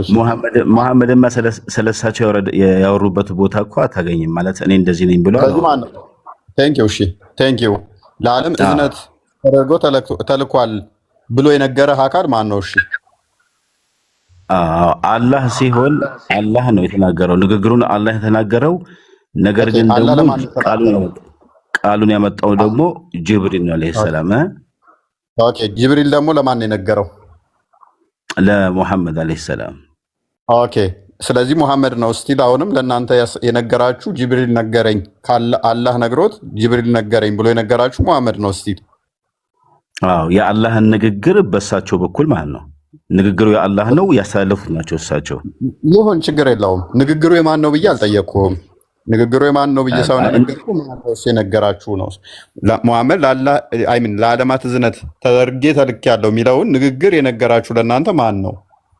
አይ አርጌዋለሁ ነው የአላህ ንግግር ነው። አላህ ነው ያለው። አላህ ያለውን ነው ለኛ የነገሩን እንጂ እሳቸውማ ከአፋቸው አልወጣም ማለት። ስለዚህ የነገራችሁ መሐመድ ነው አይደል? ስለዚህ የነገራችሁ መሐመድ ነው። ትክክል ነው። የአላህ ንግግር ነብዩ ነው የነገሩን። እሺ መሐመድ ወይ ከሆነ እንጂ ከራሳቸው አንዳች እንትን አይወጣም የሚለውንስ የነገራችሁ አላህ ለጅብሪል ነገረው፣ ጅብሪል ለኔ ነገረኝ ብሎ መሐመድ አለ የነገራችሁ? እሱንም ቃሉ የአላህ ነው፣ ያስተላለፉት እሳቸው ናቸው። ቴንኪው። ስለዚህ ምንድነው እሱ እየሆነ ያለው መሰለ? ለሙሐመድ ምስክር ስጠይቅህ ራሱ ሙሐመድን ምስክር አድርገህ ማምጣት ማለት ነው። እንዴት? ሙሐመድ ላለመዋሸቱ ምንድነው ማስረጃ ስልህ ሙሐመድ አይዋሽም ብለህ ከቁርአን ውስጥ ታመጣልኛለህ። ይሄንን ማን አይዋሽም ሙሐመድ ከራሱ አይናገርም ብሎ ያለው ስልህ ማን ነው? አላህ ነው ትለኛለህ። አላህ ለአንተ ነግሮሃል ስልህ ኖ ለጅብሪል ነግሮ ጅብሪል ደግሞ ለሙሐመድ ነግሮ ሙሐመድ ነው ለኔ ነገረኝ ትላለህ። እንደማይዋሽ ሙሐመድ ነው ራሱ መልሶ የነገረ። ማን? አላህ ነገረኝ ሙሐመድ እኮ ሙሐመድ አላህ ነገረኝ ብሎ የሚነግርህ ስቲል ማን ነው? እሱ ለአንተ የሚያስተላልፍልህ ሙሐመድ ራሱ ነው። እኔ ከራሴ አልናገርም አልዋሽም ብሏል አላህ ብሎ ስለ ራሱ የሚነግርህ ራሱ ሙሐመድ ነው። ቋንዴ ሰያ እፎይ እንዴ መሰለ። አሁንም የተረዳኸኝ ነገር ያለ አይመስለኝም። ንግግሩ በሙሉ የአላህ ንግግር ነው። እሳቸው ግን አሁንም እያስተላለፉ ነው ያልኩህ። ቁርአን ወደኛ እያስተላለፉ ነው። ተቀበልኩኝ እኮ ጀምስ፣ ተቀበልኩኝ እኮ እያስተላለፉ ነው። ያ የአላህን ቃል ነገረኝ ብለው እየነገሩህ ነው አይደለ? ጅብሪል ነገረኝ ብለው ደግሞ ለአንተ እየነገሩህ ነው። እስቲል አሁንም እኮ አላህ ለጅብሪል ሲነግረው የሰማ አካል አለ? የሰማ አካል የለም። እኔ አልሰማሁም። ልክ ነህ። ጅብሪልስ ለሙሐመድ መጥቶ ሲነግረው የሰማ አካል አለ? የሰማ አካል የለም። በእርግጥ ግን ለነብይነት በ40 ዓመት ሲሞላቸው መጥቷል፣ ወርዷል። ያ እሱ ችግር የለውም። እንደዚህ ተገለጠልኝ ምናምን ብሏል ቡሃሪ 3 ላይ። ስለዚህ አላህ የሚባለው አካል ለጅብሪል ሲነግረው የሰማ የለም። ችግር የለውም እሱ። ጅብሪል የሚባለው አካል ለሙሐመድም ሲነግረው የሰማ የለም። ግን ሙሐመድ ምን እያለህ ነው? በመሃል አላህ ለጅብሪል ነገረው፣ ጅብሪል ደግሞ ለእኔ ነገረኝ፣ እኔ እንደማልዋሽ እመኑ እያለ ደግሞ ሙሐመድ ለአንተ እየነገረህ ነው። አንተን ራስን የምትናገረው ስትለው ኖ እኔ ከራሴ አልናገርም ወይ ከሆነ እንጂ ብሏል አላህ ብሎ ደግሞ አሁንም ከዛው ጥቅስ ያመጣልሃል። ምስክርነት። ስለዚህ ለሙሐመድ ምስክርነቱ እኮ ራሱ ሙሐመድ ነው። አንዴ የመሰከረውማ አላህ ነው እያልኩህ መጀመሪያ መለስከኝ እኮ። ስለሳቸው የተናገረው አላህ ነው እኮ። ማስረጃ አላህ ለመስከሩ ምንድን ነው ማስረጃ? ቁርአን ነው። ወኻቲመ ነብይ ብሏቸዋል። ወኻቲመ ነብይ ብሏቸዋል። የመጨረሻ ነብይ ነህ ብሏቸዋል አላህ ራሱ። እሱን ራሱ የነገረህ ማን ነው? ቁርአን ነው። አይፈይ አይደለም ስሬስ እሱ የመጨረሻ ነብይ ነኝ የሚለውንም ራሱ አላህ ነገረኝ በጅብሪል አማካኝነት ብሎ የሚነግርህ ሙሐመድ ነው። እስቲ እሺ ነው ሙሐመድ ሰለላሁ ዐለይሂ ወሰለም ምን ይሆናል መሰለህ? በቃ የትም ብዞር ከዛ በኋላ ማስረጃ ሁሉ ማን ይሆናል መሰለህ? ሙሐመድ ይሆናል። ከሙሐመድ ውጭ ምንም ማስረጃ የለም። ሰለላሁ ዐለይሂ ወሰለም ከሙሐመድ ውጭ ዞሮ ምንም ማስረጃ የለም። ስለዚህ እስልምናን ለመቀበል አንድ ሰው ማስረጃ ምንድነው ሲባል ዞሮ ማን ነው የሚሆነው? ሙሐመድና ሙሐመድ ላይ ብቻ የሚንጠለጠለው ሙሐመድ የነገረው ብቻ ነው። በሙሐመድ አማካኝነት የመጣው አስተምሮ ብቻ ይሆናል ማለት ነው። እሺ አንድ ጥያቄ ልጠይቅ። ወይ ሰያ አስጨርሰው እፎይን። እሺ እየሰማሁ ነው። ስለዚህ አሁን እኛ ተቃውሟችን ምንድነው? እሱ ከኛ ጋር ስትመጣ ግን እንደዛ አይደለም። ነቢያቶች አስተምሮ አለ። ለምሳሌ ማቴዎስን አልቀበልም ብትለኝ ሐዋርያት ውስጥ ሉቃስ፣ ዮሐንስ እንደዚህ ብዬ እሄድብሃለሁኝ። በየቦታው ነው ያለው መጽሐፍ እኮ በየቦታው ነው እንዴ። አንድ ቦታ ተከራከር፣ በአንድ መጽሐፍ ተከራከር። ለሳ አትረብሽ። ቆይ እኔ ማስረጃ ሳመጣ ምንድነው የተለያዩ ሰዎችን መጥቀስ እችላለሁኝ። አንተ ግን መጥቀስ የምትችለው ዞሮ እነከሌ ብለህ ብትል ራሱ ያንኑ መልሶ የሚነግር ሙሐመድ ብቻ ይሆናል። አንድ ሰው ብቻ። እነ ማሪቆስም ይዋሸዋል። አውፎይ እንደዛ ከሆነ አሁን ከማሪቆስ ወንጌል ንግግር አምጣልኝ ብለህ ውሸት እኮ እናመጣለን ወይ? እሺ ለስ ይዋሻሉ እንበል፣ ማርቆስ ይዋሻል እንበል። እኔም ይሄንን ክሌም ሙሐመድ ላይ አፕላይ አድርጌ ነው የምነሳው። ሙሐመድም ይዋሻል ብዬ ነው የምነሳው። ልክ ነህ ትላለህ፣ ግን በማስረጃ ትችላለህ እኮ። ቆይ እሺ። ከዛ ምን ይሆናል መሰለህ? አንድ ሰው ትጠቅስልኛለህ። ኦኬ ዋሻል ብዬ ተነሳው። እሱ የሚደግፍልህ ሌላ ማስረጃ ምንም ማምጣት አትችልም። አንተ ግን እኔ ጋር ስትመጣ ማርቆስ ይዋሻል ስትለኝ ማቴዎስን አመጣብሃለሁ ተጨማሪ ማርቆስ የሚደግፍ። አይ ማቴዎስም ሊዋሽ ይችላል ስትለኝ ሉቃስን አመጣብሃለሁ፣ ዮሐንስን አመጣብሃለሁ፣ ይሁዳን አመጣብሃለሁ፣ ኢሳያስን አመጣብሃለሁ፣ ሌሎችንም ተጨማሪ በጣም ብዙ ማስረጃዎች አመጣብሃለሁኝ። አንተ ጋር ግን አንዱ ብቻ ነው ይዋሻል አልኩህ። እዛው ላይ ብቻ ተንጠልጥለህ ነው የምትቀረው። ያለህ አማራጭ ያ ሰውዬ አይዋሽም ብቻ ብለህ መቆም ነው ያለህ አማራጭ። እውነት ነው። በቃ እኔ ከዛ አልፎ ሀቅ ነው። ያ ለምን ቆይ ሰያቀ አሁን ተግባባን ከኔ ጋራ እፎይ? ተግባብተናል። እሺ ቀጥል። ሙሴ ነብይ ነው ብለህ እንዴት ነው የምታምነው? አሁን እፎይ ሙሴ ነብይ ነው ብዬ ከማመኔ በፊት ጥያቄው ላይ ወር ፎከስ ብናደርግ አይሻልም እኮ? ይሄ መልስልኝና እኔም እኮ ልመጣለን እኮ ጥያቄው ላይ ቅድሚያ እፎይ ልመጣልህ ነው። ይሄን ጥያቄ ብቻ መልስልኝ። አንተ ሙሴ ነብይ ነው ብለህ የተላከው ነብይ ነው ብለህ የተላከው በምንድን ነው ያመንከው? አይተኸዋል? ያየው ሰው አለ? መልካም። እኛ የግዴታ እየው አትየው የሚል አይደለም ክሌማችን። ሙሐመድን አይተዋል ወይ እንዴት ነብይ ነው ብላችሁ አመናችሁ የሚል ክሌም አላነሳንም። ማለት ጥያቄውን በትክክል ቅድሚያ ተረዱ። ከዛ በኋላ ነው ማለት ለጥያቄውን በደንብ ስትረዳው እኛ እያልን ያለ ነው ይገባሃል ማለት ነው። እኛ ጥያቄያችን አንተ እኮ ነገሩን ወደዛ ወሰድከው እኮ ገባ። አንተ ነገሩን ወደዛ ወሰድከው። ቆይ ኖ አይደለም። እኔ ሙሴን ነብይ ነው ብለህ እንዴት አመንክ ስትለኝ እጅግ ብዙ ማስረጃዎች አመጣልሃለሁ። ማስረጃ አንድ ከመጽሐፉ አመጣልሃለሁ። መጽሐፉን ግን ታማኝነቱን ጥርጣሬ ውስጥ ስለምከተው ብቻውን በቂ ስለማይሆን የራሱ ምስክርነት ሌሎች መጽሐፍቶች ደግሞ ስለ ሙሴ የጻፉ ነቢያቶችም ማስረጃ ከነሱ ነው። ቁርአንን አመጣልህ እኮ ማሳመኛ። ይሄ ቁርአንን አመጣልህ። ቁርአን ሲነግርህ አንተ አልሰማህም መጀመሪያ ማለት ተቀበልኩኝ እኮ ቁርአኑን እኮ ተቀበልኩና፣ ነገር ግን ቁርአኑ አንድ ሰው ላይ ብቻ ይሆናል ወንድማችን፣ አንድ ሰው ላይ ብቻ ይሆናል። ሜቢ ክርስቲያን ቀጥል። ቁርአኑ ይኸውልህ አንድ ሰው ላይ ብቻ ይሆናል። እኔ ጋር ስትመጣ ግን ሙሴን ለምሳሌ ነብይ ለመሆኑ ማስረጃ ስትለኝ ሙሴ ብቻ በቂ አይሆንም። አዎ እኔ መሐመድ ነብይ ለመሆኑ ስለ ከቁርአን ውስጥ ጠቅሰህ ይኸው ነብያችን በቁርአን ውስጥ ተጠቅሷል ነብይ ነው ብለህ ልታመጣልኝ ትችላለህ። እሱ አንድ ማስረጃ ነው። ኦኬ እሱን አንድ ማስረጃ ነው አይደለ? እሱን የነገረ መሐመድ ነው አይደለ? እሺ ይሄንን እንዴት ልመነው? ተጨማሪ ማስረጃ ነው እየጠየቅኩ ያለሁት። ሙሴን እንደዛው ስትጠይቀኝ ከሙሴ መጽሐፍ ውስጥ አመጣልህ ነው ይሄ ብቻ ታማኝ አይሆንም ትለኛለህ። ተጨማሪ ነቢያቶች ደግሞ ሌሎች ነቢያቶች ሙሴ ነብይ እንደሆነ የተናገሩበትን ከመጽሐፍቶቻቸው ማምጣት እችላለሁ። እናንተ እንደዛ ማድረግ ትችላለህ። አንተ ትችላለህ ማለት ነው። አሁን ሙሴ ከሌላ መጽሐፍ ላይ ልታመጣልኝ እንችላለህ ማለት ነው። በሚገባ እንዴ ያው እኮ ነው። አሁንም እኮ ወደ መጽሐፍ እኮ ነው። ገባህ? እንዴት ነው? ኧረ እንዴት ነው የምንግባባው?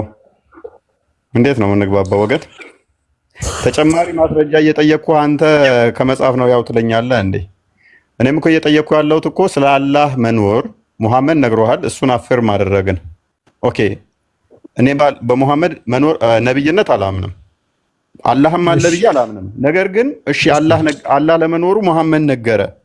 ከሙሐመድ በተጨማሪ ሌላ ማስረጃ አለ ሆይ እያልኩ እየጠየቅኩ እንዴት ማለት አልተግባባንም። በቃ እኔ እናንተ የለኝም መሐመድ ብቻ ሰለላሁ ዐለይሂ ወሰለም መሐመድ ረሱል ሰለላሁ ዐለይሂ ወሰለም ብቻ ናቸው ማስረጃ።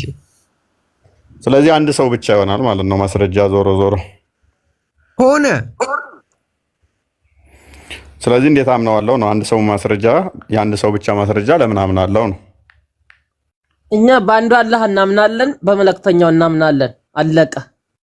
ይሄን ብቻ ነው ሙስሊም የሚያምነው፣ ይሄን ብቻ ነው። አለቀ። እስልምና ከሙሐመድ በፊት የለም ማለት ነው። እሺ የትም ብሏል። እስልምና ከሙሐመድ በፊት የለም ማለት ነው። ኖ አለ እንጂ አላየህም እንዴ?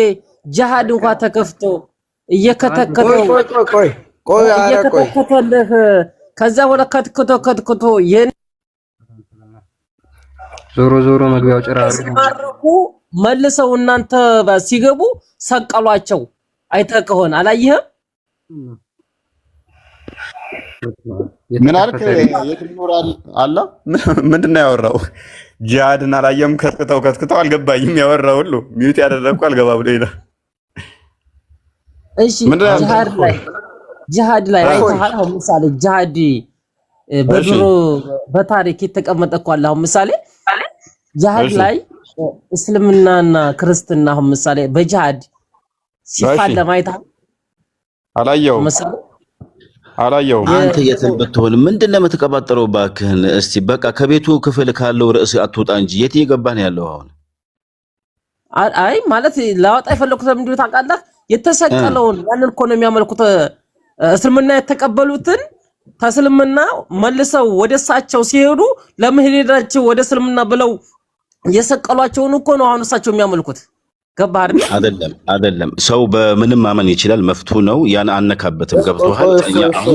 እፎይ ይሄ እንትሉስ መግባትህ ልክ አይደለም ማለት በቃ ሰው መፍቱ ነው። በድንጋይ በእንጨት በመፋቂያ ከፈለገ በጥፍሩ ማመን ይችላል። ገብቶሃል አይደለ? የትም እና ግን የሰው እምነት አነካምኛ ወደዛ አንገባም።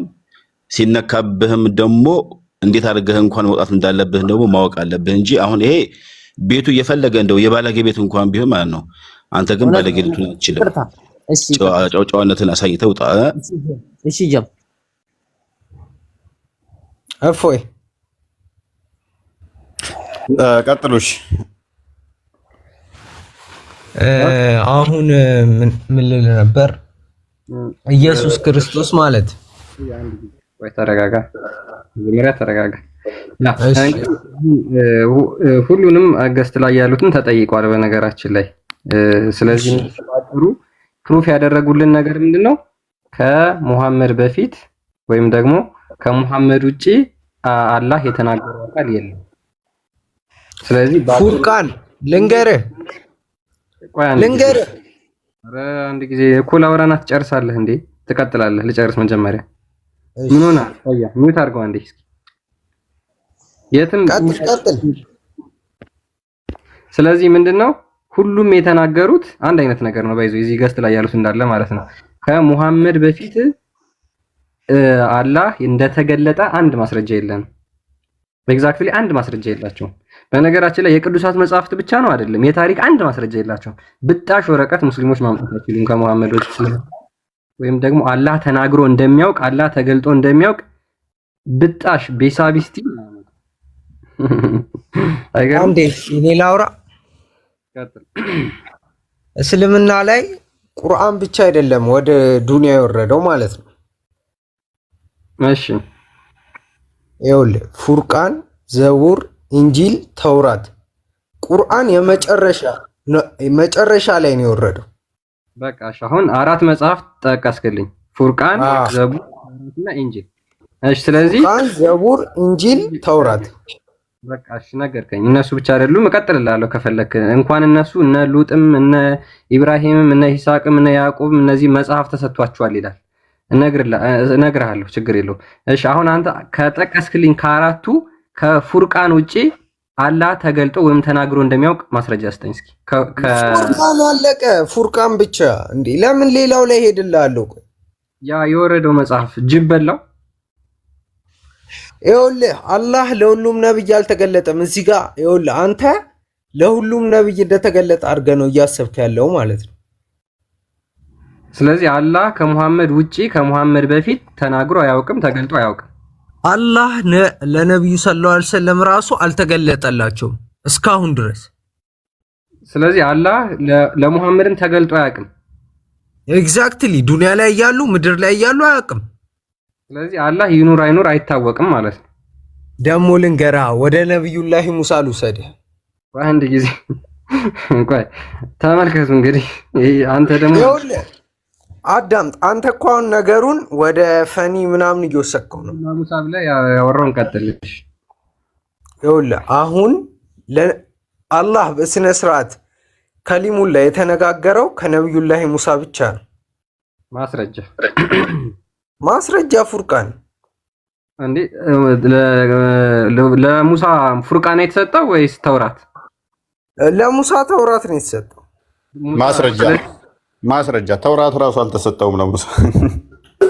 ማስረጃ ተውራት ለሙሳ ተሰጠው የሚል ማስረጃ ከቁርአን ሊያሳየኝ እስኪ።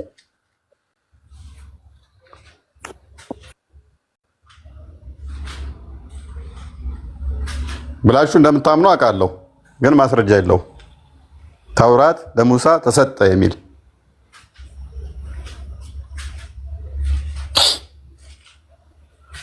ሶሪ ክርስቲያን ኢንተራፕት ስላደረኩ ችግር የለውም። ያው እንደዛ ብለው ስለሚያምኑ ብዬ ነው እኔም በእርግጥ እንትን የቀጠልኩት።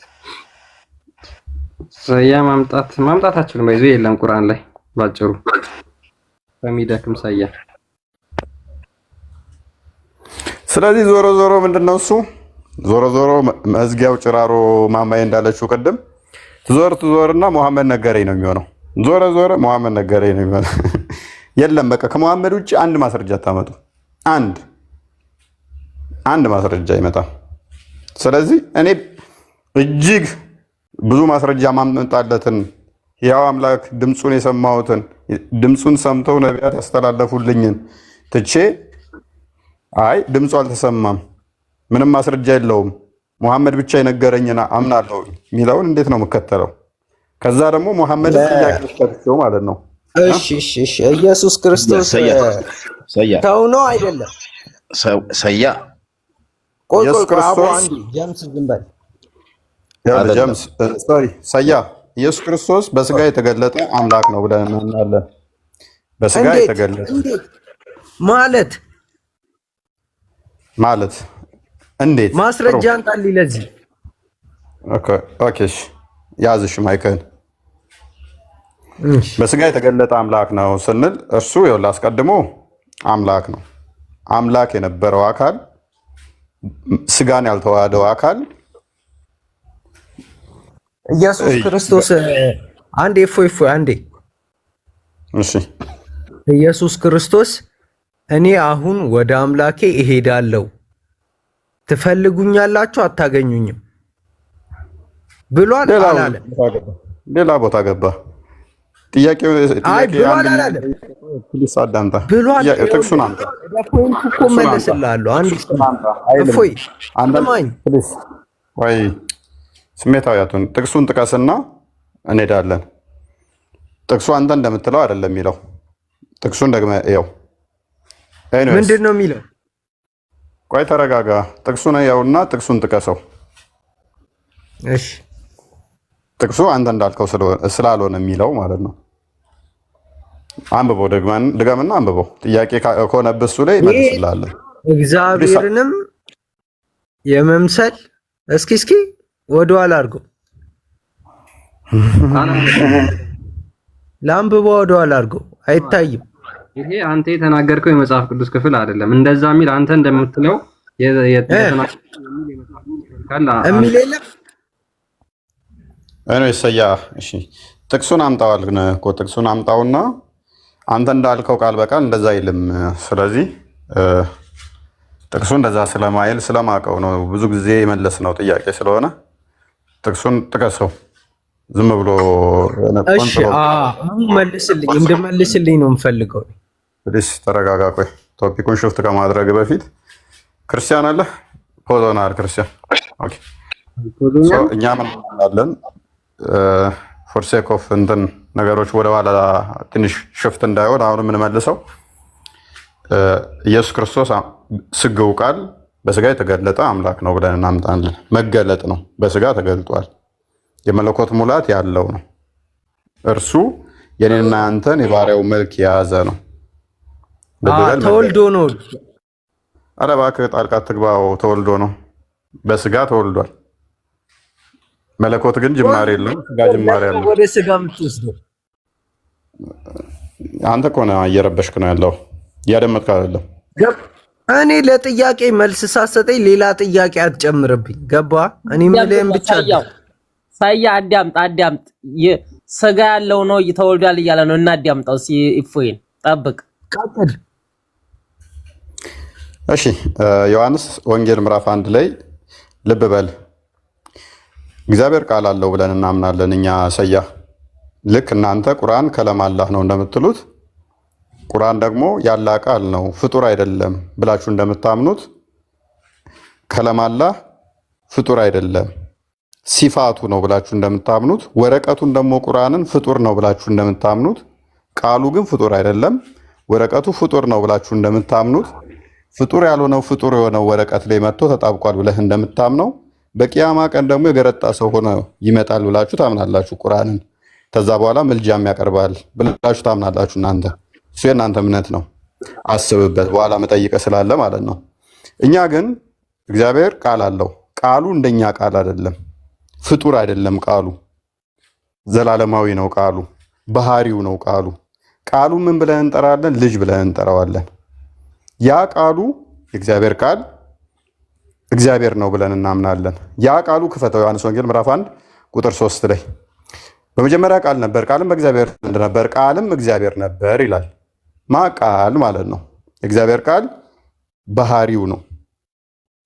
እግዚአብሔር ያ ደግሞ አስጀማሪ ያለው የተጀመረ ማለት አይደለም። አብሮ ያለ ነው። ሲፋው ነው እንደናንተም ማለት ነው። ይሄ ቃሉ እግዚአብሔር ነው። ይሄ ቃሉ ደግሞ የእግዚአብሔር ቃል ሁሉን የፈጠረ ነው። ቁጥር 3 ላይ አድርገው። ይሄ ቃሉ በመጀመሪያ ሁሉ በእርሱ ሆነ፣ ከሆነውም አንዳች እንኳ ያለ እርሱ አልሆነም። ስለዚህ ሁሉ ነገር የተፈጠረው ነው በእግዚአብሔር ቃል ነው። ያለ እግዚአብሔር ቃል የተፈጠረ አንዳችም ነገር የለም። ቁጥር 10 ላይ አድርገው። ልብ በል፣ ሁሉ የተፈጠረው በእግዚአብሔር ቃል ነው። የእግዚአብሔር ቃል እንደኔና እንዳንተ የሆነ ዘመን ላይ የጀመረ አይደለም። እግዚአብሔር ቃል የለውም ካልከን፣ ፈጣሪ ቃል የለውም ካልከን ዲዳ ነው ማለት ነው። የኛ አምላክ ግን ዲዳ ስላልሆነ ቃል አለው። ቃሉ ደግሞ የሆነ ሰዓት የጀመረ ፍጡር አይደለም። ቃሉ ፍጡር ነው ካልከን፣ ቃሉን ከመፍጠሩ በፊት ቃል የለውም፣ ስለዚህ ዲዳ ነው ማለት ነው። የኛ አምላክ ግን ኢተርናል የሆነ አብሮት የሆነ ዘላለማዊ የሆነ ባህሪው የሆነ ቃል አለው። ያ ቃሉ ደግሞ ፍጥረትን ሁሉ የፈጠረ ነው። ያ ቃሉ አካላዊ ነው። ባህሪው ነው። ይሄ ቃል በዓለም የሞላ ነው። ዓለም በዓለም ነበረ፣ ዓለሙም በእርሱ ሆነ፣ ዓለሙም አላወቀውም ይላል። ቃሉ በሁሉ የሞላ በሁሉ ያለ ነው። እግዚአብሔር በሁሉ አለ ብለን ነው የምናምነው እኛ። እግዚአብሔር መንፈስ ነው፣ የሚሰግዱለት በእውነትና መንፈስ ነው ይላል ዮሐንስ ወንጌል ምዕራፍ 4 ቁጥር 24 ላይ። እግዚአብሔር መንፈስ ነው፣ በሁሉ የሞላ በሁሉ ያለ ነው። መዝሙረ ዳዊት ምዕራፍ 139 ቁጥር 6 አካባቢ በሁሉ ወደ ላይ በወጣ አንተነህ፣ ወደ ታይ በወርድ ወደ ጎን ብበር በሁሉ እንዳለ ይነግረናል። ስለዚህ ቃሉም በሁሉ ያለ ነው። የእግዚአብሔር ቃል በሁሉ የሞላ ነው። ይሄ ቃል ልብ በል፣ ይሄ ቃል ነቢያትን ቆይ አዳምጥ፣ ነቢያትን ሲልክ ቆየና መጨረሻ ላይ ራሱ በስጋ ተገለጠ። ስጋን ፈጠረና ቁጥር 14 ላይ ቃል ስጋ ሆነ፣ ጸጋና እውነትንም ተሞልቶ በእኛ አደረ፣ አንድ ልጅም ከአባቱ ዘንድ እንዳለው ክብር የሆነውን ክብሩን አየን ይላል። ይሄ ቃል የተባለው ዓለምን ሲፈጥር የነበረው ሁሉን ያስገኘው በዓለም ላይ ያለው ስጋን ተዋሃደና ልብ በል፣ ስጋን ፈጠረና ስጋውን ተዋህዶ ተገለጠ በስጋ። ዕብራውያን ምዕራፍ 2 ቁጥር 15 ነው ይክፈትልኝ። ስጋን ተዋህዶ ምን ሆነ? የመለኮት ሙላት በስጋ ውስጥ ሞልቶ እንደኔና እንዳንተ ሰው ተብሎ ተጠራ። የሰውነትን ባህሪ ገንዘቡ አደረገ። የስጋን ባህሪው አድርጎ በስጋ ተገለጠ። እንግዲህ ልጆቹ በስጋና በደም ስለሚካፈሉ እርሱ ደግሞ በሞት ላይ ስልጣን ያለውን በሞት እንዲሽር፣ ይኸውም ዲያብሎስ ነው፣ በሕይወታቸው ሁሉ ስለ ሞት ፍርሃት በባርነት ይታሰሩ የነበሩትን ሁሉ ነፃ እንዲያወጣ በስጋና በደም እንዲሁ ተካፈለ ይላል። ማ ክርስቶስ በስጋና በደም ቃል ሁሉን የፈጠረው ሁሉን ያስገኘው ስጋን ተዋሃደ። ስጋን ፈጥሮ ያንን ስጋውን ምን ሆነ? ተዋሃደ። ቆላስያስ ምዕራፍ 2 ቁጥር 9 ላይ ይሄ በስጋ ልክ ልጆቹ በስጋና በደም የሚካፈሉትን እርሱ ደግሞ ምን ሆነ? ቁጥር 9 ላይ በእርሱም የመለኮት ልብ በል ያ የያዘው ስጋና ደም በዛና በስጋና በደም ውስጥ ምን አለ? ልክ እንዳንተና እንደኔ ሰው ተብሎ ይጠራል። ምክንያቱም ከእመቤታችን ከቅድስት ድንግል ማርያም ከስጋዋ ስጋ ከደሟ ደም ከነፍሷ ነፍስ ነስቶ ቅድም እንዳየኸው ልጆቹ በስጋና ደም እንደሚካፈሉ እሱም ተካፈለ ይላል። ነገር ግን ከአንተ የሚለየው እሱ የመለኮት ሙላት በሰውነት ውስጥ አለ። መለኮት ተዋህዶታል። ልብ በል፣ በእርሱ የመለኮት ሙላት ሁሉ በሰውነቱ ተገልጦ ይኖራል። አንተ ሰው ብቻ ነህ። እሱ ግን በሰውነት ውስጥ ምን አለ? የመለኮት ሙላት አለ። ስለዚህ መለኮት ደግሞ ምንድን ነው? ፈጣሪ ነው። ያ ቃል የተዋሃደው ስጋን ነው። ፊልጵስዩስ ምዕራፍ 2 ቁጥር 6 ክፈትልኝ። ስለዚህ አስቀድሞ የነበረው መለኮት ብቻ ነበረ። ያ መለኮት ግን ምን ሆነ? በስጋ ተገለጠ። በስጋ ተገለጠ። እርሱ አለ ኢየሱስ ክርስቶስ ማለት ነው። ከቁጥር 5 ጀምረ እንደዛ የሚለው እርሱ በእግዚአብሔር መልክ ልብ በል እርሱ በእግዚአብሔር መልክ ሲኖር ሳለ ከእግዚአብሔር ጋር መተካከልን መቀማት እንደሚገባው አልቆጠረውም። ነገር ግን ከፍ አድርገው የባሪያን መልክ ይዞ በምስሉም በሰውም ምሳሌ ሆኖ ራሱን ባዶ አደረገ። በሰው አስቀድሞ በማን መልክ ነበር የሚኖረው አለ? በእግዚአብሔር መልክ ነበር የሚኖረው። በኋላስ ነገር ግን አለ የባሪያን መልክ ይዞ በሰውም ምሳሌ ሆኖ ራሱን ባዶ አደረገ። በምስሉም እንደ ሰው ልብ በል እንደ ሰው ተገኝቶ ራሱን አዋረደ፣ ለሞትም ይኸውም የመስቀል ሞት እንኳ የታዘዘ ሆነ። አስቀድሞ በማን መልክ ነበር የሚኖረው አለን? ቁጥር 6 ላይ በእግዚአብሔር መልክ። በኋላስ በማን መልክ ተገለጠ አለን? ከፍ አድርገው የባህሪያን የኔንና ያንተን የባሪያውን መልክ ልጅ ሊያስብልህ እሱ የባሪያን መልክ ያዘ። ከፍ ሊያደርግህ እሱ የታዘዘ ሆነ። ትትናን ሊያስተምርህ እሱ ታዘዘ። ከፍታን አንተን ከፍ ሊያደርግህ እሱ ዝቅ አለ። የማን መልክ ይዞ ይላል? የባሪያን መልክ ይዞ በሰውም ምሳሌ ሆኖ ራሱን ባዶ አደረገ። በምስሉም እንደ ሰው ተገኝቶ ልብ በል እንደ ሰው መገኘት። ያ አስቀድሞ ስጋ ያልነበረው ዘመን ማይቆጠርለት አምላክ ዘመን እንዲቆጠርለት፣ ስጋን ያልነበረው አምላክ ስጋን ተዋህዶ፣ ደም ያልነበረው አምላክ የኔንና አንተን የባሪያውን መልክ ይዞ በዛ በሰውነት ውስጥ ደግሞ የመለኮት ሙላት ሞልቶ ተዋህዶ ተገለጠ ብለን እናምናለን። ስለዚህ ኢየሱስ ክርስቶስ አምላክ ነው። ያ አምላክ ግን በስጋ የተገለጠ ነው። ሰው ተብሎ ይጠራል። ከእናቱ ከቅድስት ድንግል ማርያም ተወልዷልና በስጋው። ስለዚህ ይሄን ይመስላል መልኩስ። እሺ አሁን ያለው ነው ማለት ነው መልኩ የሰውነቱ ስለ ፊቱ ምናምን ግርግዳ ላይ እንደምሰቅሉት ነው ማለት ነው። እሱ ሌላ ጥያቄ ነው። ስዕል እንትኑ ሌላ ነው። ኤኒዌይስ ግን ምንድነው እሱ መለኮት መልክ የለውም። ይሄ ተብሎ የሚጠራለት አይደለም ማለት እንደዚህ በስዕል እንደዚህ የሚሳል አይደለም። መለኮት አይታይም በባህሪ። ለምን ሰቀላችሁት ነው? ፕሊዝ ተረጋጋ። አሳየን። እዛ የተሰቀለውን ለምን ደበቀው? አውርደው ወለ ኧረ ፕሊዝ አውርደው ወደ ታች። ይኸው እዛ ጋር የተሰቀለውን እንየው። ኧረ ተረጋጋ። ቆይ ተረጋጋ። እና ጌታንም አሳየን። ሰው ነው ብለሃል፣ አሳየን። ኧረ እባክህ ተረጋጋ። እኔ ብቻ ላውራ አትበላ። እፎይ እኛንም አስወራን እንዴ። ጥያቄያችሁ እኮ ፍሮም አሮጋንሲ ሲሆን ያስጠላል። አሳየን። እሺ ጌታህን አሳየን። በእናትህ እፎይ ጌታህን አሳየን። ስጋ ነው ብለሃል፣ አሳየን። እንየው። አይታወቅም ልንመጣ እንደሆነ ታሳየን እስኪ።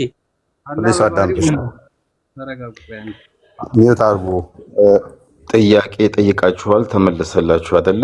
አሁን ደግሞ ሌላ እንትን ውስጥ እየገባችሁ ነው። በቃ ወይ ውጡ፣ ወይ ደግሞ ሌላ ጥያቄ ደግሞ ካለ ከሱ አስተናግዱና መልሱ፣ ወይ ላ ደግሞ ጠይቁት ጥያቄ ካላችሁ አይሻልም? ወደ እንትን እየገባን የኛ ጥያቄን እኮ አሁን የሚያሳየን ፎቶ ሰያ ቅድም የጠየቀው ሌላ ነው፣ ፎቶ ሌላ ጉዳይ ነው።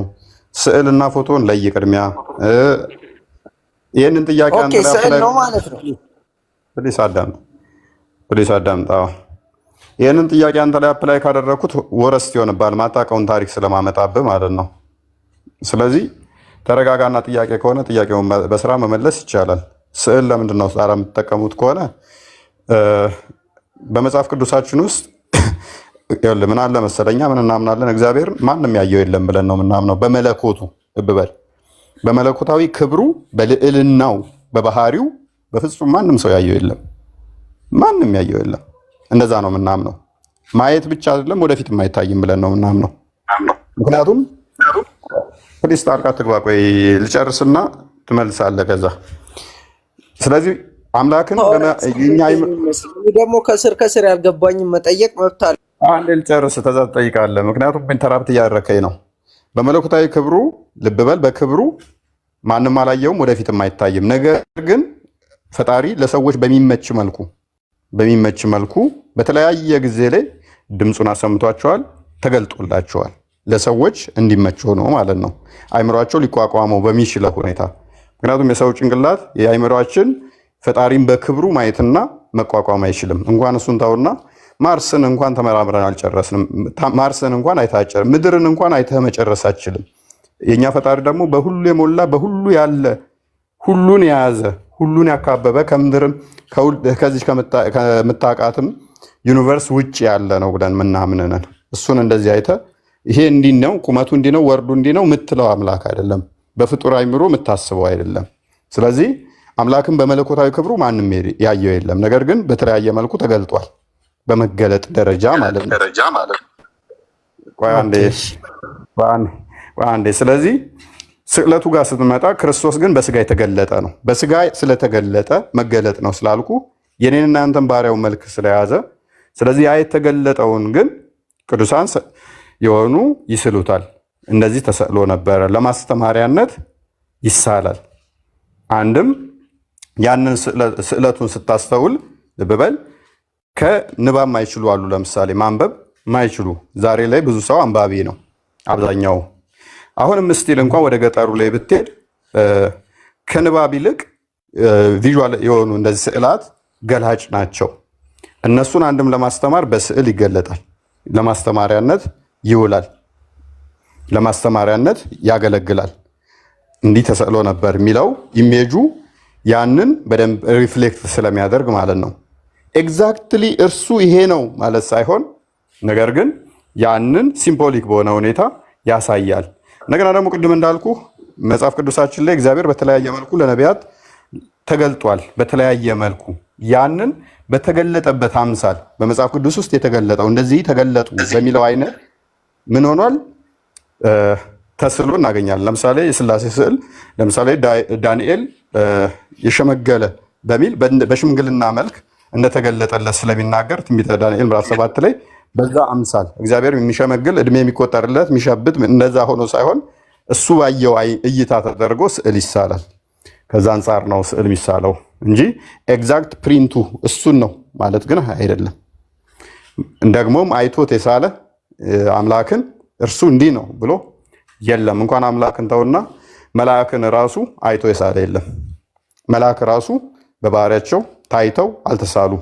በተገለጡበት መጠን ብቻ ነው እንደተገለጡበት አምሳል ነው የሚሳሉት። ኤኒዌይስ ስለዚህ አላህ ኦቨርኦል ምንድነው እሱ አላህ ከመሐመድ ውጪ ምስክር የለውም። አላህን ማንም ያውቀው ነገር የለም። መሐመድ የነገረንን ብቻ እንሰማለን። ከመሐመድ ውጪ ምንም ማስረጃ የለንም ነው የዛሬ ቶፒካችን የነበረው። ክርስቲያን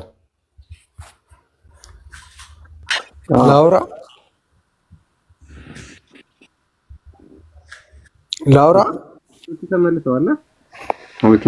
ተመልሰዋል። ያው በንች ኦፍ ጥያቄ ሊኖር ስለሚችል ወይም በውስጥ መጥተህ እዚህ ላይ ግን ላውራ የጠየቃቸው ጥያቄዎች ተመልሰውልሃል። ይበቃል። አልተመለሰልኝም። በቃ ይበቃል። ሲያቅትህ እንደዚህ ነህ ሁሌ ዳር ለምን ትላለህ? አሁን እኮ ለጥፋችሁ ሳልን የምትሉት እዛ ሙቪው ላይ ያለውን ሰውዬ ነው።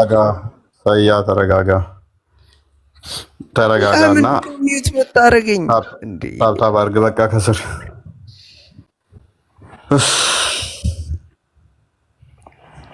በነገራችን ላይ ጊዜ የሚጠይቁት ጥያቄን ለመረዳት ለማወቅ ወይም ደግሞ ህይወት እንዲሆናችሁ ጠይቁ እንጂ ለመከራከር በይሆን አሮጋንስ ሆናችሁ አትጠይቁ። አንዳንድ ሙስሊሞች አብዛኞቹ እንኳን ሲጠይቁ ለመረዳት መሆን አለበት። አብዛኞቻችሁ ሲጠይቁ አንዳንድ አስቸጋሪ ባህሪ ያላችሁ ግን ቢያንስ ለመረዳትና ለማወቅ ነው የምትጠይቁ። ያን መጀመሪያ አይምሮ የቀደመው ልጅ በጣም አሪፍ ነው። የቀደመው ማን ነበር ስሙ? ጀምስ በጣም ቤስት ልጅ አቡ መሐመድ እንኳን ደህና መጣ። አቡ መሐመድ ቆይ አንዴ ይቀጥልና ካሊ ትቀጥላለህ።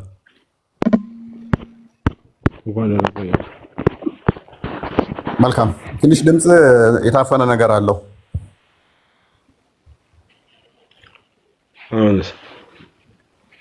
ኦኬ ክርስቲያን ቀጥል።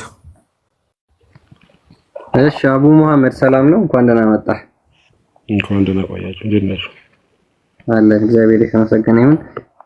ጥያቄዎቻችንን ሰምተሃል? አዎ ጥያቄያችሁ ከምን ላይ ነበር? ጥያቄያችን አላህ ከሙሐመድ ውጪ ተገልጦ ያውቃል ወይም ደግሞ ከሙሐመድ ውጪ ሌላ አካላትን አናግሮ ያውቃል ወይ ነው። ማስረጃ አለ? ምን መገለጽ ሳይሆን ተናግሮ ያውቃል ነቢያት። ኦኬ፣ ማስረጃ አለ? ለምሳሌ ማንን ተናግሮ ያውቃል? ሙሴን ነው። ኦኬ፣ ማስረጃ ሙሳ አላህ አናግሮኛል ብሎ የተናገረበትን ማስረጃ ስትኛል? አናግሮኛል ወይስ እንዳናገረው አለ? ሙሴን አናግሮታል አይደል ያልከው? ስለዚህ ሙሴ እንዳናገረው የትኛው መጽሐፍ ላይ ተጻፈው? ቁርአን ላይ ነው። ኦኬ፣ ሙሴ በ6ኛ ክፍለ ዘመን ነበር የነበረው? ቁርአን ላይ ነበር የነበረው ሙሴ? ሙሴማ እኮ አልፏል። ካለፈ በኋላ ነው ቁርአን የወረደው እኮ። ስለዚህ ሙሴን አናግሮታል ብለህ ስትናገር ከምትሰጠኝ ከማን ነው ማለት ነው? ሙሳ መጽሐፍ ተሰጥቶታል ብለህ ታምናለህ አይደል አንተ? አለው ተውራት አለው። ለዛ ከዛ ላይ ትሰጠኛለህ ማለት ነው እንዴ? የእሱን ማረጋገጫ እኮ ነው ቁርአን የመጣው። የሙሳ መጽሐፍ እኮ አሁን ሙሐመድ ቁርአን ላይ አላህ ሙሳን አናግሮታል ብሎ ሲናገር እኔ ደግሞ አላህ ሙሳን እንዳናገረው ከራሱ ከቁርአን መጽሐፍ ከሙሳ መጽሐፍ ማረጋገጥ ፈለኩኝ። ሙሐመድ እየዋሸና እያልዋሽ እውነት እንደተናገረ ማወቅ የምችለው እውነትም የሙሳን መጽሐፍ አምጥተህ አይሄው አላህ አናግሮኛል ብሎ ሙሳ የተናገረውን ስታሳይኝ ያን ጊዜ እቀበላለሁ። አሁን ለምሳሌ እኔ አላህ ወይ አንዴ ማለት አንተ ሙሐመድ ተናገረ እያልክ ነው ቁርአን ላይ?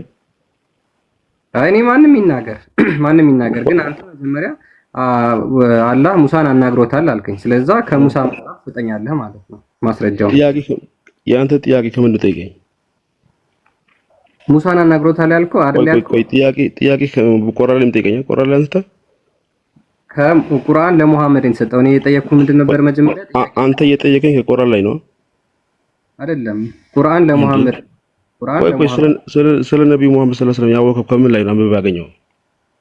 ቁርአን ለሙሐመድ የተሰጠው አይደል ብለህ ታምናለህ እንደዛ? እሺ አንብበህ ያገኘዋል ከቁርአን ነው የምጠይቀኝ? አንብበህ እኮ እኔ ማወቅ የፈለኩት ከሙሐመድ። ታዲያ ከቁርአን ጠይቀኝ አንተ መልስ ከምንድን ነው የምትፈልገው? ከሙሐመድ ውጪ ማስረጃ አለ እንዴ? አሁን እኮ የሙስሊሞች መመሪያችን ቁርአን መሆኑን ታውቃለህ። ከሙሐመድ ውጪ ያሉ መጽሐፍቶች ማስረጃ አለ አይልም። አሁን ስለ ሙሐመድ ሳይሆን ስለ ሐዲስ ሳይሆን ቁርአን የአላህ ቃል መሆኑ ሙስሊሞች የሚያምኑበት መሆኑን አውቀህ ጥያቄ ከሱ ነው። ሙሐመድ እየዋሸ እንዳልሆነ ሌሎች መረጃዎች ከሌሎች ነቢያቶች ማስረጃ መስጠት ትችላለህ ወይ? አሁን ጥያቄ ከቁርአን ነው የጠየቀኝ። መልሱ ከምን ፈልገው ነው አንተ? ከቁርአን ውጪ ከሙሐመድ ቁርአን የሚጠይቀው ሙሐመድ አይደለ እንዴ? ጥያቄ ለምን ከቁርአን ጠየቀኝ ታዲያ? ከቁርአን ውጪ ማለት ነው አይደል? ጥያቄ ከቁርአን ለምን ጠየቀኝ ታዲያ? እኔ መች ከቁርአን አልኩ? ከሙሐመድ ውጪ ማለት ከቁርአን ውጪ ማለት አይደል? ሙሐመድ ምን ላይ ነው አንተ ያወቀው? ሙሐመድ ያለው ቁርአን ላይ ነው። ታዲያ ቁርአን ላይ ጠይቀህ አንተ መልስ ምን ላይ ትፈልጋለህ? ከቁርአን ውጪ ማስረጃ ትሰጠኛለህ ወይ? ከሙሐመድ ውጪ ታዲያ ስለ ሙሴ አንተ ከተውራት ውጪ ትነግረኛለህ? ከምን ውጪ? ከተውራት ከሱ ከተሰጠው መጽሐፍ ውጪ ትነግረኛለህ? ስለማ? ስለ ሙሴ። እኔ ስለ እኔ ሙሴ ነው ስለ አንተ ሙሳ? ስለ አንተው ሙሴ የራሱ መጽሐፍ ውጪ ከተነገረው ውጪ አለ? አዎ በጣም ከብዙ ማስረጃ መስጠት እችላለሁ። መጀመሪያ አንተ አሁን ከመጽሐፍ ውጪ እሺ፣ በዛን ጊዜ በነበሩ ታሪክ ንገረኝ። እሺ አሁን ባለው ታሪክ አትንገረኝ። በአዲስ ኪዳን ማን ባለው ታሪክ ሳይሆን ያ ታሪክ ንገረኝ። እሺ በዛን ጊዜ አትችልም አንተ ከቁርአን ውጪ ስለ ሙሳ ወይም ደግሞ አላህ ከሙሐመድ ውጪ ተገልጦ እንደነበር ለሙሳ መረጃ ትሰጥኝ አትችልም ማለት ነው? እኔ ቁርአን ነው ማምረው፣ ማስረጃዬ በቁርአንና በሐዲስ ነው። አንተ ከዛ ውጪ ከሆነ ከመጽሐፍ ውጪ ካመጣህ ይኸው አሳየን። ስለ ሙሴ ከመጽሐፍ ቅዱስ ውጪ አምጣ። ይኸው ከባይብል ውጪ ማለት ነው። አሁን ተቀላቅሎ በተጻፈው አይደለም፣ ከዛ ውጪ አምጣ። ባይብል እኔ እየተናገርኩ ያለሁት ባይብል የተሰጠው ወይም ደግሞ ባይብልን የጻፈው አንድ አካል አይደለም። ባይብልን እጅግ በጣም ብዙ ቅዱሳን ሰዎች ጽፈውታል። እኔ የሙሴ ታሪክ አምጥቶ የጻፉት ሳይሆን የምፈልገው ከዛ በፊት በነበረው ንገረኝ ማስረጃ። አቡ መሐመድ እኛ ከሙሴ በፊት መጽሐፍ ተጽፏል ብለን አናምነው ላይ ጥያቄ ያጠይቃል። አይደለም እንደዛ ሳይሆን ማለት ነው በፊት ብለህ ጀመርካ መጽሐፍ ውጪ ከሙሴ ጋር በነበረ መጽሐፍ ውጪ ወይ ከሙሴ በፊት መጽሐፍ አልነበረም። ስለዚህ መጽሐፍ የጀመረው ራሱ የሙሴ ጊዜ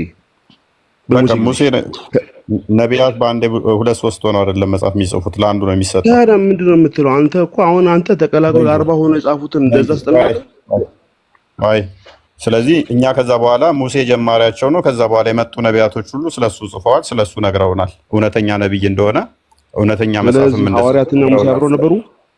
ሐዋርያትና ሙሴ አብረው ነበሩ። አዳምጣ ነቢያቶቹ አንዱ ብቻ ሳይሆን የመሰከሩለት እጅግ ብዙ አሉ። አንተ ጋር ግን ለሙሐመድ ልብ በል፣ ለሙሐመድ የመሰከረለት ነብይ አለ ከሙሐመድ በኋላ የለም። ኦኬ ከሙሐመድ ኢየሱስ መስክሯል። ኦ ኢየሱስ መስክሯል። አሁን መሰለፉ ስማኝ ማስረጃ ስማ። አሁን ኮይተስቶን ከበኝኩ የተስቶን ከበኝኩ አምላክ የለም የተስቶን እኮ አንተ አቡ መሐመድ ቆይ ማስረጃ የተስቶን ከበን እኮ እንዴ አለ ከሱ በኋላ አህመድ እንዲመጣ መሐመድ አህመድ ይባል እንዲመጣ ፕሊስ ተረጋጋ። ማስረጃ መጠየቅ ኤቲስት መሆን ማለት አይደለም። ማስረጃ መጠየቅ ኤቲስት የሚያሰኝ ከሆነ ሙስሊሞች እንግዲህ ጭንቅላታቸውን ላለመጠቀም ወስነዋል ማለት ነው። ምክንያቱም ከሙሐመድ ውጪ ነው ያልነ ከአንድ ሰው ውጪ እንጂ ከመጽሐፍ ውጪ አላልንም። ከመጽሐፍቶች ውጪ አላልንም። ከሙሐመድ ውጪ ሙሐመድ ከተናገረበት መጽሐፍ ውጪ አንድ ማስረጃ ነው የጠየቅነ። የእናንተን መጽሐፍት ከኛ መጽሐፍት ጋር አንድ አድርጋ አትቁጠረው። የኛ ብዙ መጽሐፍቶች ናቸው ወደ አንድ የመጡት። አዳምጥ ቆይ።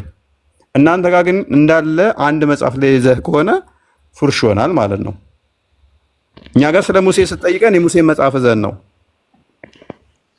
ኢሳያስን ስትጠይቅ ኢሳያስን ዘን ነው። ሕዝቅኤልን ስትጠይቅ ሕዝቅኤል መጽሐፍን ዘን ነው።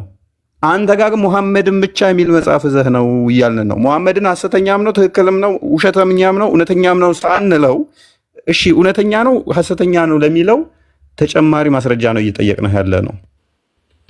እኔ ደግሞ መልሰማኝ በቁርአን ጠይቀኛል። በቁርአን ስመልስል አልፈልግም እሱ የራሱ ነው ብለህ እኔ ደግሞ ልንገር እነዛ የእናተ ደግሞ 40 ሆኖ የጻፉት ደግሞ የፈለጉትን የራሱ ሐሳብ ነው የጻፉት። ያ ደግሞ እኔ አልቀበልህም የአምላክ አይደለም ያልኩት መሐመድ ቴንክ ዩ በቃ እሺ። ስለዚህ ልብ በሉ ለ40 ሆኖ የጻፉት አንተ ልክ ነው ያልክ ነው እንዴ? እንደፈለጉ 40 ሰዎች ሆኖ የጻፉት እኔ አልቀበልህም። መፍትህ ነው። ታዲያ አንተ ሙሴ ከሐዋርያ ጋር ነበር እንዴ ጽፍ? አዳምጥ ሙሴና ሐዋርያት እኮ አብረው አልነበሩም። ፕሊስ አዳምጥሽ አዳምጥ ባይዘይ የነብይህን አስተምሮ ነው የቀበርከው። አንድ እናመሰግናለን እንደዚህ ብለህ ስላልክ ያለህን አስተምሮ ነው የቀበርከው። ቁርአን አላህ ቃል ነው ብለህ ስለምታምን። ሁለት ብዙ መረጃ መምጣቱ ስተት ነው ብሎናል። አልቀበልም እንደፈለጋችሁ ስለጻፉ አለ። ብዙ መጽሐፍቶችን መኖራቸውን እንዳይቀበል ምክንያት አድርጎ አስቀመጠው ማለት ነው። ሱራ 5:47 ላይ ሱራ 5:46 ላይ አዳምጥ። ሱናን አቢ ዳውድ 44:49 ላይ መጽሐፍቶች እንዳሉ ነብይ ያስተምራል። ከነብይ ይልቅ አንተ ታውቃለህ ማለት ነው። ብዙ መጽሐፍት መኖሩ ስተት ነው ብለሃል አንተ።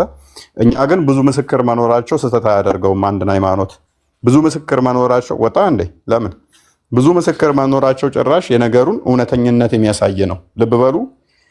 አንድ ሰውዬ አላለም መጽሐፍ የለም አላለም። ቅርታ አዳም አንድ ሰውን ማመን ይሻላል ወይንስ ብዙ መጽሐፍቶች ጽፈዋል ስለዚህ እነሱን አልቀበልም እያለኝ እኮ ነው። ብዙ መጽሐፍት ስላሉ መጽሐፉን አልቀበልም አላለም። ተበርዘዋል ነው አለ። ፕሊስ አዳምጥ። ተበርዘዋል ነብይህም አላለም። አንተ ከነብይ የተሻልክ ከሆንክ እናያለን። ኤኒዌይስ ምንድነው እሱ ዋና ፖይንታችን? ብዙ ምስል አቡበከር ተራን ጠብቅ። ከነብይህ በላይ አንተ የምታኮነ እናያለን። ነብይህ አንድም ቦታ ላይ ተበርዟል አላለም። ከነብይህ አንተ የምታኮነ የእናንተ ሰዎች ናቸው ተበርዘዋል ይበሉ። የኛ ሰዎች ተበርዘዋል ቢሉ እንኳን ነብይህ ተበርዟል እስካላለ ድረስ አንተ ተበርዟል ማለት አትችልም። ወይንስ የኛ ማይነህ አንተ በኋላ ነው የተበረዘው እንጂ። ፕሊስ አዳምጥ። ነብይ ከሞተ በኋላም ደግሞ ቢሆንም ደግሞ ነብይ አላህ ደግሞ መቼም አይበረዝም ብሎ አስቀምጦታል። ስለዚህ አላህን ውሸተኛ ተውራት አይበረዝም ብሎ የተናገረበት ቦታ የለም። ምን ተረጋጋ።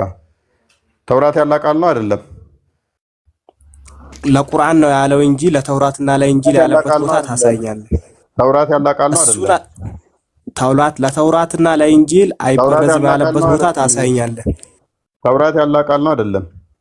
እሱ ሌላ ርዕስ ነው። በሱ ሌላ እናውራበት መልስ። ቅድሚያ የጠየቁ መልስ። ከሪስ እያወጣክ ነው። ተውራት ያላቃል ነው። ከሪስ እያወጣክ ነው። ወይ አዳም ተበርዟል አልተበረዘም ለማለት እኮ ቃሉ የማን ነው የሚለውን ማወቅ አለብህ ቅድሚያ። ከዛ በኋላ ነው አላህ ተውራትንና እንጂልን እንዳይበረዙ ይጠብቃለሁ አላለም። ያላ ቃል ነው ወይ? አዳምጥ። የማን ቃል ነው ቅድሚያ? ተውራት የማን ቃል ነው? እሱን ብቻ መልስልኝ። በሱ ሌላ ርዕስ ነው። በዚህ ርዕስ እንግባና እናውራ። እሱ ሌላ ነው። ተውራት የማን ቃል ነው? አሁን የመጀመሪያው ርዕስ ነው። በዚህ እናውራ። ተውራት የማን ቃል ነው እንዴ? እንደ ትልቅ ሰው አውራ እንጂ አንዱን ርዕስ ሳጨርስ እንዴት ወደ እንደ ርዕስ ትሄዳለህ? ተበርዟል አልተበረዘም ላሳየህ እኮ ነው። ተውራት ተበርዟል የሚል አንድ ጥቅስ ካመጣልኝ ንጽጽር አቆማለሁ። ተውራት ተበርዟል የሚል አሁን የጠየቅኩህን ቅድሚያ መልስ። እንደማታመጣ እንዴ ለመበረዙ ጥቅስ ላምጣልህ እንዴ? ወይ አንድ ጥቅስ እንደማታመጣ ስለማቅ የጠየቅኩህን ቅድሚያ መልስ። እኮ ጥቅስ ላምጣልህ ነው። ተበርዟል የሚል ጥቅስ ላምጣልህ ነው። ተውራት ተበርዟል፣ ልብ በል። ተውራት ተበርዟል የሚል ጥቅስ አንድ ጥቅስ አምጣልኝ። አይደለ አንድ ጥቅስ ብቻ፣ ብዙ አይደለም የምጠይቅህ። ቁርአንን ክፈትና ቃል በቃል ተውራት ተበርዟል የሚል አሳየኝ። እሺ አላስወጣሁትም፣ ከፍ ነው ያደረኩት። ካሊድ እንዲከፍትልንና ይኸውልህ ልብ በሉ ከተውራትና እንጂል ሰማኝማ ማስረጃ ክፈት። 1000 ዓመት ታገሳለህ። ተውራትና አላዳምጥም። ማስረጃ ክፈት። ተውራት የእናንተ ሰዎች ናቸው ተበርዟል አትመኑ አሉን። እኛ እንዴት እናርግሽ? አላህ አላለህም። ስለዚህ የኛ ሰዎች ቢሉህም አላህ ካላለ አላህ ነው በርዘነዋል። ስለዚህ አላህ ወስዷል። እኔ ምን ላድርግ? በቃ ቴንኪው አንተን ልቅበር። አሁን ማስረጃ ማምጣት ስለማትችል በርዘነዋል አሉ። ስለዚህ የሚያምነው ማን? አቡበከር ምንድነው እሱ? ያላ ቃል ተበርዟል ብሎ ነው የሚያምነው። ያላ ቃል ተበርዟል አመኘ መላቅም ያላ ቁርአን አልተበረዘም። ፕሊስ አዳምጥ። ያሰኖፍ ሙታ አዳምጥ፣ አትጫጫ። ሱራ 6:34ን ክፈትልኝ ክርስቲያን። ይኸውልህ ለቁርአን የተነገረውን አዳምጥ። ከመውረድ በፊት አዳምጥ። ሟች ከመሞቱ በፊት ተንቀልቅሎ ነበር ይባላል። ማስረጃ ጠየቁ ተበርዟል የሚል አንጣ ስለ አይ ቁርአናችን ሳይሆን የሚለው የእናንተ ሰዎች ነው ተበርዘዋል የሚሉት አለኝ። ከበፊቱ መልእክተኛን በእርግጥ አስተባበሉ። በስተባበሉትም ነገር በተሰቃዩት ላይ እርዳታቸው እስከመጣላቸው ድረስ ታገሱ። የአላህም ንግግሮች ለዋጭ የላቸውም። ሰው የአላህ ቃላት ምን የላቸውም? ለዋጭ የላቸውም። ተውራትና ኢንጂል የአላህ ቃል ናቸው ተብለው ሱራ 5:47፣ ሱራ 5:46፣ ሱራ 5:65፣ ሱራ 5:68 ላይ ማንም እንደማይለውጣቸውና ሊሰራባቸው እንዲህ ስታወራ ግን ከታች ያሉ ሰዎች እውነት ይመስላቸዋል ብዬ ነው ሪፍሌክት ላድርገህ። አታወርደኝ። አዳምጥ፣ ክፈትለት። 5:47ን ክፈትለት። ውሸቱን ስታወራ እውነት ነው የሚመስላቸው። አታወርደኝ። ሪፍሌክት ላድርገህ። አይን ስለማያይ እኮ ነው ሪፍሌክት። ምን አንተ መስታወት ነህ እንደ ሪፍሌክት የምታደርግብኝ? አዳምጠኝ፣ አትፍራ። ብዙ ጊዜ ታስወርደኛለህ እኔን። አታወርደኝ። መልስ ልስጥህ። አሁንም ላስወርድህ። ከማይም ጋር ነው የምንዳረቃለሁ በዚህ በሌሊት። ኤኒዌይስ ወደ ቶፒክ ተመለስ። እንደው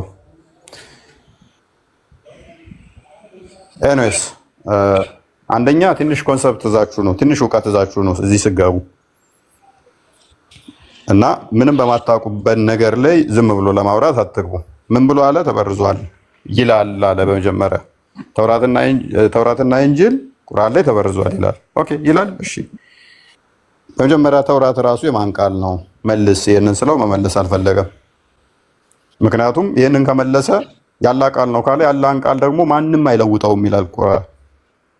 ተውራት ያላህ ቃል ነው ካለ ቁርአን ደግሞ መልሶ ምን ይለዋል? ያላህን ቃል ለዋጭ ማንም የለውም ይላል።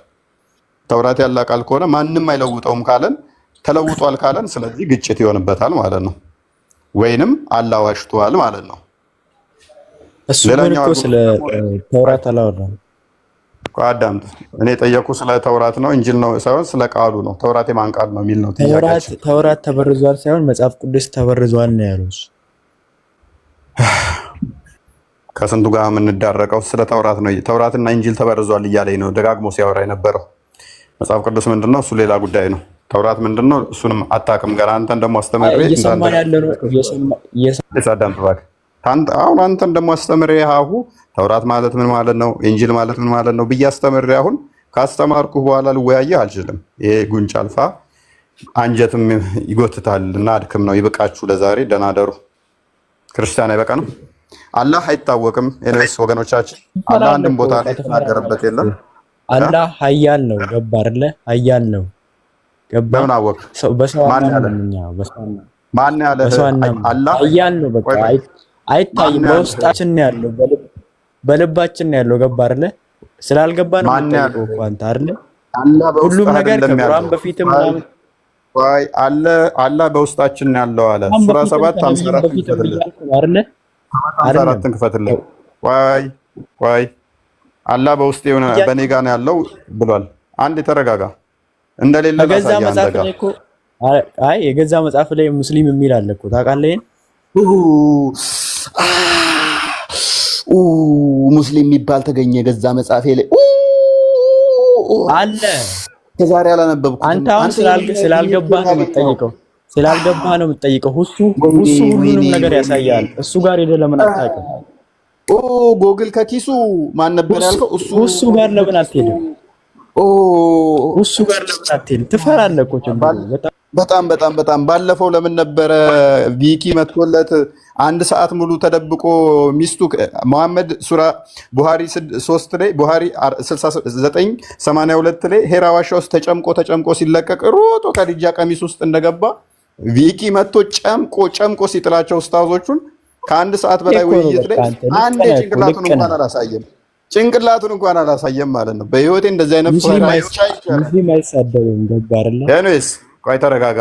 አላህ ከአንተ ጋር ሳይሆን ያለው አርሽ ተደላድሎ ተኝቶ ነው።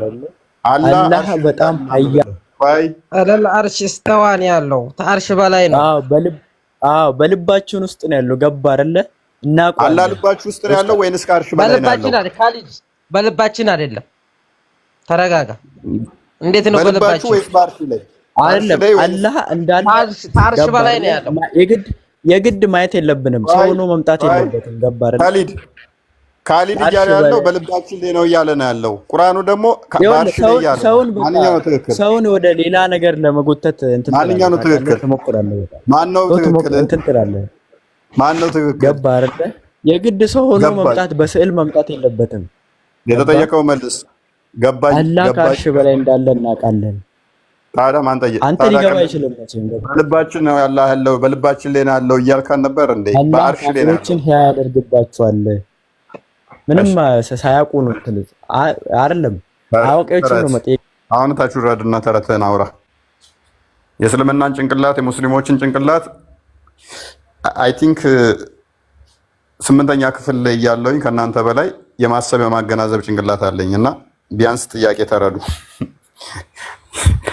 አይ ዶንት ኖ ማለት የእናንተን ጭንቅላት ጌታ ይርዳችሁ እና ከመፈከር የሚወጡት መቼ እንደሆነ ከውሸት መቼ እንደምድኑ የእናንተን ጭንቅላት ያስቀኛል። እንደዚህ አይነት ጭንቅላት ቢኖረኝ እኔ ትዕግስት የለኝም። በመጥረቢያ የራሴን አንገት ቱር ማድረገው ይመስለኛል። ራስን ታጠፋ ነበር። ማርያምን በቃ ትዕግስት የለኝም። ሆነ ብላል የትም ብትሆን አላህን አትርሳ፣ አትፍራ፣ አትፍራ። የትም ብትሆን ክርስቶስን ፍራ ነው። አንተ ደግሞ ማለት ያለበት እዚህ ላይ ለምንድን ነው ግን ጭንቅላታችሁን ላለመጠቀም የምትሞክሩት? በጣም እኔ ታስቁኛላችሁ። አልተማርምና ነው። አሁን እኔ ትምህርት ላይ ነኝ፣ እየተማርኩ ነው። ካለህ እንቧለላለን። ትክክለኛ መረጃ ይዤ መጥቼ እኛ አሁን ተማርኩም ትምህርት ላይ ነው አሁን ያለሁት። በደንብ ተማር። ክርስትናውን የሚነገረን ያለው ክርስትናውን ከክርስቲያን በስርዓት ጠይቀህ በስርዓት ለማወቅ ሞክር፣ ለመማር ሞክር። ምክንያቱም የነፍስ ጉዳይ ነው። ይሄ ቀልድ አይደለም። የህይወት ጉዳይ ነው። ይሄ ቀልድ አይደለም። እንዲሁ ደስ ስላለም ብቻ የምንከተለው ሰዎች ስለነገሩን ብቻ አይደለም። ማንበብ፣ ማገናዘብ፣ መመራመር ያስፈልገናል። ደግሞም የግዴታ የሆነ ቋንቋ ውስጥ ብቻ መወሸቅ የለብም። በምታውቀው በሚገባ ቋንቋ አምላክ ሊያናገር ይገባል። ጸሎት ስታደርግ በምታውቀው ቋንቋ እንጂ በማታውቀው ቋንቋ የሆነ ነገር የሸመደድካትን ብቻ ብለህ ምትሄድ ከሆነ ምን እንዳልክ እንኳን የልብህን ሳታናግረው የልብህን ሳትነግረው ባሪያ እያደረገህ ነው ማለት ነው። ይሄ አምላክ ሊሆን አይችልም። ሜይ ቢ ለሰይጣንስ ይሆናል እየተናገርክ ያለኸው። ምክንያቱም ድምፁን ማያሰማ አለው ማይልህ በገዛ ቋንቋ ማያናግርህ ከሆነ ከአንተ ማይሻል ነው ማለት ነው። የአንተን ቋንቋ እንኳን በስርዓት ሰምቶ ምላሽ ማይሰጥህ ከሆነ የሆነ ቋንቋ ላይ ብቻ የተንጠለጠለ ከሆነ እየዋሹህ ነው። ባይዘ ለመዋሻነት ነው የሚጠቀሙት። በተለይም እህቶችን የምጠቁማችሁ በአረብኛ ያታልሏቸዋል፣ ያጭበረብሯቸዋል። ምክንያቱም አብዛኞቹ መጽሐፍቶቻቸው አልተተረጎሙም። ሐዲሳት በተለይም አልተተረጎሙም። ስላልተተረጎሙ የሚያውቁት ነገር የለም። የሚያውቁት ደግሞ በቋንቋ ይደበቃሉ፣ በቋንቋ ያጭበረብራሉ። አረብኛ ብዙ ትርጓሜ ያለው፣ አረብኛ ረጅም ሰፊ ነው ቃሉ፣ አንዱ ቃል 50 ቦታ 40 ትርጉም አለው ምናምን ብለው ይፎግሩበታል። ይሄ ለመዋሻነት ይመቻቸዋል። በተለይም እህቶችን ነው የሚያጭበረብሩት እና በተለይም እውቀት የሌላቸው እና ዘገምተኛ የሆኑ ዘገምተኛ ነው የምላቸው እንደዚህ አይነት ሰዎችን። ማለትም የሚጭበረበር ሰው ይኖራል፣ እነሱ ላይ ያልኩ አይደለም። አንዳንድ ዘገምተኞች ደግሞ አሉ። እኔን ነው ብለው ነገር ደግሞ ቪዲዮ ይሰሩብኛል። ዘገምተኛ አለም ብለው ማለት አቤት የሚሉ አሉ። ባለፈው አንዳንድ ራቁት የተያዘባችሁና እንደዚህ የምታደርጉ ስራ ጠብቁ ስል እኔን ነው ራቁት የተያዘብሽ ያለኝ፣ ስለዚህ ሰርቦኛል እፎይ ብላ አንደኛዋ መጣች። የሆነ ሰዓት ደግሞ አንዳንድ ዘገምተኞች አሉ። ስለዚህ እንደዚህ የሚያደርጉ ስል ዘገምተኛ ብሎ ሰድቦኛል ብላ አንደኛዋ መጣች እና ደሜ መራር ነው። ለኔ ነው ብላችሁ ከወሰዳችሁ ልክ ሰይጣን ተወው ተብሎ ሲባል መሐመድ አልተውኩም በረፋዱ እምላለሁ በጠዋቱ አልተውኩም አልተለየሁም ብሎ አላህ ምላሽ እንደሰጠ እኔን ነው ካላችሁ ውሰዱት፣ ይድረሳችሁ። ነጭ ነጯን ግልጽ ግልጿን እና ዙዙ መጨረሻ ላይ ገባች። ጥያቄ አለሽ ዙዙ? ሰላም ወይ ይሰማሃል? ሰማለሁ። አሁን ደክሞኛል፣ እርቦኛል። እንዴት ሰዓት ጠበቅኩ? ጥያቄ ይሄ ነበር እኮ በጣም ብዙ ሰዓት ጠበቅኩ። እሺ ምንድን ነው? ክርስቲያና ጭመቂው ክርስቲያና አይ ለመጭመቅ ሳይሆን ለመማር ነው። እኔ ከአንተ አንዳንድ ነገሮች መማር ፈልጋለሁ። አንተ አስተምሮት ምናምን ነገር በጣም ጥሩ ነው። ስለዚህ ያኔ ሰዎችን ታስረዳለህና ታስረዳኸኝ እኔ ምን አንተ የምረዳው ነገር ፈልጌ ነው። እሺ ምንድን ነው እሱ?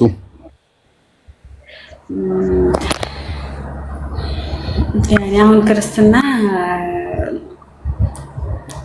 ይለያያሉና አሁን አንዳንድ ነገር ገና እያወቅሁ ነው። ስለ እስልምናም ሆነ ስለ ክርስትና አንዳንድ እየተማርኩ ነውና ያለሁት። ክርስትና ሙስሊሞችም እንደዚህ አንዳንድ የሚለያዩበት ነገር አለ፣ ክርስቲያንም እንደዚያው። ስለዚህ እኔ ክርስቲያኖች የሚለያዩበት ነገር ይሄ ትንሽ ግራ ገብቶኝ ነበርና ትክክለኛ ሃይማኖት ነው ይባላል። አሁን የተከታተልኳቸው እንደዛ ነው። ስለዚህ ምንድነው ልዩነታችሁ እናንተ መካከል አለ አይደል? ኦርቶዶክስ፣ ፕሮቴስታንት ምናምን የሚል ይሄ ግልጽ እንዲሆንልኝ እፈልጋለሁ። ማለት የትኛውንስ ነው ትክክሉ? ኦኬ ልዩነቶች። እሺ ክርስቲያን ቀጥል ተብለሃል። አንተን የፈለገችው ቆይ አስረዳ።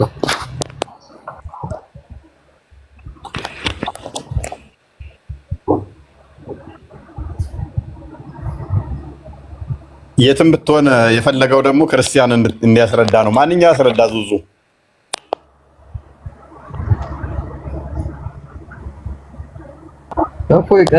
ዙዙ ማን ያስረዳሽ? አንተን የፈለገችው ያስረዳ ይገባል። ዙዙ ማን ያስረዳሽ? ክርስቲያን ነው እፎይ ነው? አይ የእፎይ ትምህርት ነው ደስ የሚለኝ ነው። አያ እፎይ ወደፊት ጌታ ልትሆን ስለሆነ ያንተን ነው ሴቶች የሚፈልጉት። የትም ብትሆን ብቻ አንተ ብቻ ነው እምቢ ያልከው፣ የኔን ትምህርት አልፈልግም ያልከው። ቆይ አሁንማ አንተን መስማለሁ። እኔማ ተማረተ ቤት አልወጣም የኔን እየሸሸ ነበር። የኔ ትምህርት ይወደዳል። ተው እኮ ሴቶቹ እኮ ወደውት መጡ። ያ ሁሉም ናቸው፣ ሴቶቹ ብቻ ሳይሆን ወንዶቹም። ቀደም ራሱ ሲከራከርልኝ አላየህም እንዴ? ያኛው ማን ነበር? ጀምስ ራሱ። ኤኒዌይስ ዙዙ ምን አለ መሰለሽ፣ ረጅሙን በአጭር ታሪክ ለመናገር ያህል ልዩነቶች አሉ፣ በብዙም እንለያይባቸው አሉ። በእስልምና ውስጥም ልክ ክፍፍሎች እንዳሉት ማለት ነው። በክርስትና ውስጥም እንደዚህ አይነት ልዩነቶች አሉ። ለምሳሌ ከፕሮቴስታንት የምንለያያቸው ነገሮች አሉ። ምንመሳሰልባቸው እንዳሉት ሆነው ሁሉ ልዩነቶች ለምሳሌ ከቅዱሳን ጋር በተያያዘ የምንለያይባቸው አሉ። ለምሳሌ እናንተ ጋር ካየሽ ነቢያችን ሸፋ ይሆነናል ምናምን ብላችሁ ታምናላችሁ። ቁርአን ሸፋ ይሆነናል ብላችሁ ታምናላችሁ። ከምልጃ ጋር በተያያዘ ማለት ነው። ለምሳሌ እኛ ቅዱሳን ያማልዳሉ ብለን እናምናለን። መላእክቶች ያማልዳሉ ብለን እናምናለን። ይህን ማምኑ አሉ። አንድ ልዩነት ሜቢ ካስፈለገ ፕላስ ደግሞ ከስጋው ደሙ ጋር አማናዊን አይደለም የሚለው ልዩነት አለ። ከጥምቀት ጋር በተያያዘ ልዩነቶች አሉን። ለምሳሌ እኛ ያመነ የተጠመቀ ይድናል። ሰው ለመዳን አምኖ መጠመቅ አለበት። ጥምቀት ለድነትም ያስፈልጋል ብለን እናምናለን። አይ ኖ አያስፈልግም የሚሉ አሉ። ስለዚህ ከነሱ ጋር በዚህም እንለያያለን እና በስመ ክርስትና ውስጥ ግን ብዙ ሴክቶች ስላሉ አሁንም ክፍፍሎች ስላሉ የትኛው ሴክት ጋር የሚለውም እሱም ደግሞ ሌላ እንትን ስለሚሆን ማለት ነው። በቅዱሳኖቹ እንለያያለን፣ በመላእክቶች ተራዳይነት ላይ እንለያያለን፣ በስጋው ደግሞ ላይ እንለያያለን፣ በጥምቀት ላይ እንለያያለን። በቁርባን እንደምንለያየው በጥምቀት እንለያያለን። ፕላስ ደግሞ በስላሴ አስተምህሮት ውስጥም የተወሰነ ልዩነት ያለን አለ። ልክ እናንተ ጋር አላህ ከአርሽ በላይ ነው ወይንስ አይደለም ልዩነት እንዳለ፣ ለሙሐመድ መንዙማ እንትን ይቻላል አይቻልም ልዩነቶች እንዳሉት ማለት ነው። ኦቨርኦል ግን ምንድነው እኔም ያለውበት ምጠራሽም ወደ ኦርቶዶክስ ይሆናል ማለት ነው። ኦርቶዶክስ ትክክለኛ ሃይማኖት ነው የሚለው ይሆናል ማለት ነው። ከዛ ዛሬ ፈርዘር ይሄ እንደው ምናምን ዛሬ ነው ከፍቃድ ጋር በተያያዘ ለምሳሌ ከካቶሊኮች ጋር ልዩነት እንዳለን ከሌላው ጋርም እንደዛው ማለት ነው። በስመ ክርስትና ውስጥ ከባህሪ አንጻር ቱ ኔቸርስ የሚያምኑ አሉ። እንደዛ እኛ ቱ ኔቸርስ አናምንም፣ በተዋህዶ ነው የምናምነው። ክርስቶስ ላይ ያለን ልዩነቶች አሉ።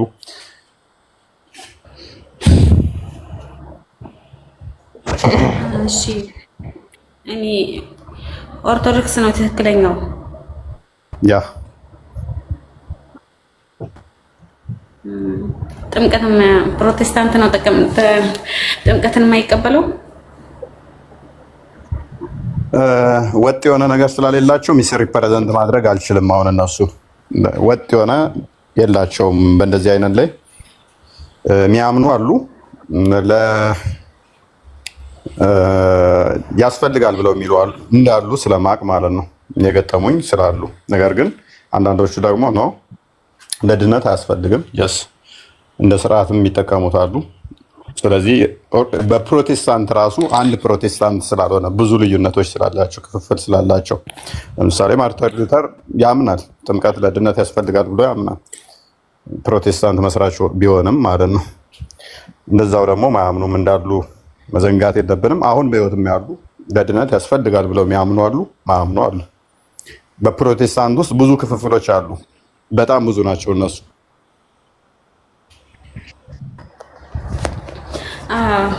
ኢየሱስ ክርስቶስ ባለበት ዘመን ያኔ ኦርቶዶክስ ብቻ ነው። ኢየሱስ ካረገ በኋላ ነው እንደዚህ ተዋህዶማ ነው የተከፋፈለው። ያ በኋላ በፊት አንድ ነበር። አንድ ነው። በመጀመሪያ አንድ ነው። ክፍፍሎች የመጡት በኋላ ነው። አራት ሳምሳ አካባቢ እንደዚህ አለኛው ጋር ኦርቶዶክስ ያኔ እሺ ሙስሊሞችም ያኔ መሰረታዊ ነገሮችን ልዩነቶች እንዳሉ ክፍፍሎች ብዙ እንትን ስለማይሉሽ የእኛን አስተምሮ በውስጥ አናግሪኝ፣ በውስጥ እናወራለን ኢንዲቴል አይሻልም? ከዛ በኋላ የኛ አስተምሮ ምንድነው ልዩነቱ ምንድነው? ሰፊ ቶፒክ ስለሆነ ነው እያንዳንዱ ተበትኖ መታየት ስላለበት ማለት ነው። እያንዳንዱ ልዩነቶቻችን ሰፊ እንትን ስለሚፈልግ የኛ ምናምነው እንደዚህ ነው የሚለውን እንዲቴል ማብራሪያ ስለሚፈልግ ማለት ነው። አዎ ልክ ነህ። በዚህ በእኛም ላይ በሙስሊሞች ላይ እንደዚሁ ልዩነት አለ። ግን ክርስቲያኖች ደግሞ ትንሽ ለየት ያደረገብኝ ነገር እንዳለ ያኔ መጽሐፋቸው ለራሱ ያኔ ቁርአን አሁን አንድ ቁርአን ነው ሙስሊሞች በመላ የሚያምኑት፣ ግን ሰዎችን ስታይ ተከፋፍለዋል። የሚያምኑት ግን በአንድ ቁርአን ነው። ወደ ክርስትና ስንሄድ ደግሞ መጽሐፎቹም እንደዚሁ ይከፋፈላላቸው። ይሄ ነገር እንዴት መጽሐፍ ሊከፋፈል ቻለ? ግን አንድ መጽሐፍ ከታተመ ያ መጽሐፍ እንዴት ከአንዱ ሊሰረቅ ቻለ? እንዴት አንድ መጽሐፍ እንዴት አልሆነም? እርስ በርሳቸው ናቸው ያኔ የከፋፈሉት። ያ የፈለገውን መቀበል የሚችልበት ይመጣል። በዛ ውስጥ የሆነ ተቋም ሲመሰረት የኛውን መጽሐፍ አልቀበልም ሊል ይችላል። ከዛ በኋላ ያንኛውን እቀበላለሁ። ባይዘ እስልምናውም ላይ አለ ይሄንኛውም ስሙ ጠፋኛውን መጥቷል ተብሎ የሚታመነው እሱ ራሱ አሁን ቁርአንን እንደ አዲስ ሪቫይዝድ አድርጎ ጽፎት ይሄን ብቻ ነው መቀበለው ብሎ እንትን ብሎታል። ከእናንተ ጋር ተቃራኒ የሆነ መጽሐፍቶችን አምጥቷል። ስሙ ጠፋኝ። በኢሳባ ምትክ ይመጣል ተብሎ የሚታመነው ኡሱሩስ 30 ይባላል። ኦኬ ቆይ ስሙ ኤግዛክት ጠፋኝ ብቻ ማለት ራሱን የቻለ ቁርአን አለ። የቁርአን የቁርአኑ ጉዳይ ሳይሆን ቁርአን አክቹአሊ ቁርአን ራሱን የቻለ ቁርአንም ወደ ኋላ ከተመለስን 114 113 ወይስ 111 እሱም ሌላ እንትኖች ስላሉት ማለት ነው። በፊት እንደዚህ አልነበረም። ልዩነቶች አሉ። እንደዚህ ወጥ የሆነ አንድ አልነበረም። ከ114 በላይ የለም አይደል? ቁርአን በታችም የለም በላይም የለም። 114 ነው ቁርአን ነበረ። አሁንም ልዩነቶች አሉት። ልዩነት የላቸውም ማለት አይደለም። ልዩነቶች አሉ። በቂራት ራሱ አንድ አይደለም ማለት ነው። ብዙ አይነት ቂራት አለ። ታብታሩ አንድ ማለት ቁርአን ያኔ በአረበኛ ነው የመጣው። 30 ጁዙም አለ ያኔ 114 አንቀጽ ነው። 114 ነው ያለው። ከ114ቱ ያኔ በዛ የሚታመናል 111 ነበረ። የኢብን መስዑድን ቁርአን ታውቂያለሽ?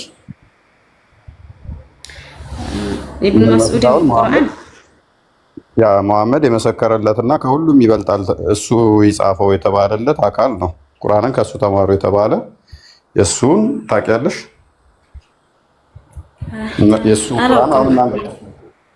የሱ ቁርአን እናንተ ጋር አሁን የለም።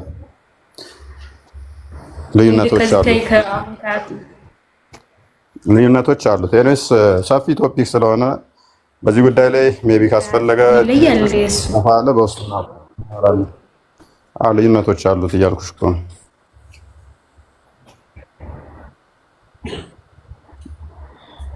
ከጎንሽ ራሱ ማለት የወጣችሁ በቁርአን በቂራት ልዩነት ውስጥ ነው። የመጀመሪያ ጥያቄ ወረባት በቁርአን ልዩነት ነው። ኤኒዌይስ እፎይ አንድ ልናገር ዝምናገር አንድ ነገር አለኝ። ተቀበለኛለህ? አሁን ምን ትናገራለህ? በቃን አይበቃንም? ቃል አድርግልህና ያው የእፎይ ቤተሰብ ነኝ። አሁን ማልታ ያልካት ማስረማን ሚስራ ያልካት ምን አለ መሰለህ፣ መጀመሪያ ክርስቲያን ይሆናሉ። ከእስልምና ወደ ክርስትና ያልካቸው ለዛ ቢሆንም ባይሆንም የሆነ ልናገር የምፈልገው ነገር አለ። ምንድነው እሱ? መጀመሪያ ክርስቲያን ይሆናሉ። ክርስቲያን ይሆኑና ሲኖሩ ወይ ሙስሊም ያገባሉ። ሙስሊም ታገቡ በኋላ ያ ክርስትና ላይ ሆና የምትፈልገው ነገር ሁሉ ሲቀርባት ምን ታደርጋለች? ተመልሳ ወደ ክርስትና የምትገባው። አሁን እናንተ ምን እያላችሁ ነው? ከእስልምና ወደ ክርስትና እያላችሁ ትሰብካላችሁ። ይሄ ውሸት ውድቅ ነው። ተው እዚህ ቁጭ እያልንማ ለምን ትቀጥፍብናለህ? አንተ ራስህ እኮ ወደ ክርስትና እንደመጣ እየነገርኩህ እኮ ነው። ሰዎቹ ሚስራ አልኩኝ፣ ሶሪ። የትም ብትሆን አላህን ፍራ። ሚስራን ለምን ጠቅሰሃት እንደዛ እንዳልክ አላውቅም። ሚስራ የለችም ብለህ ነው? ሚስራ ተይተሻል?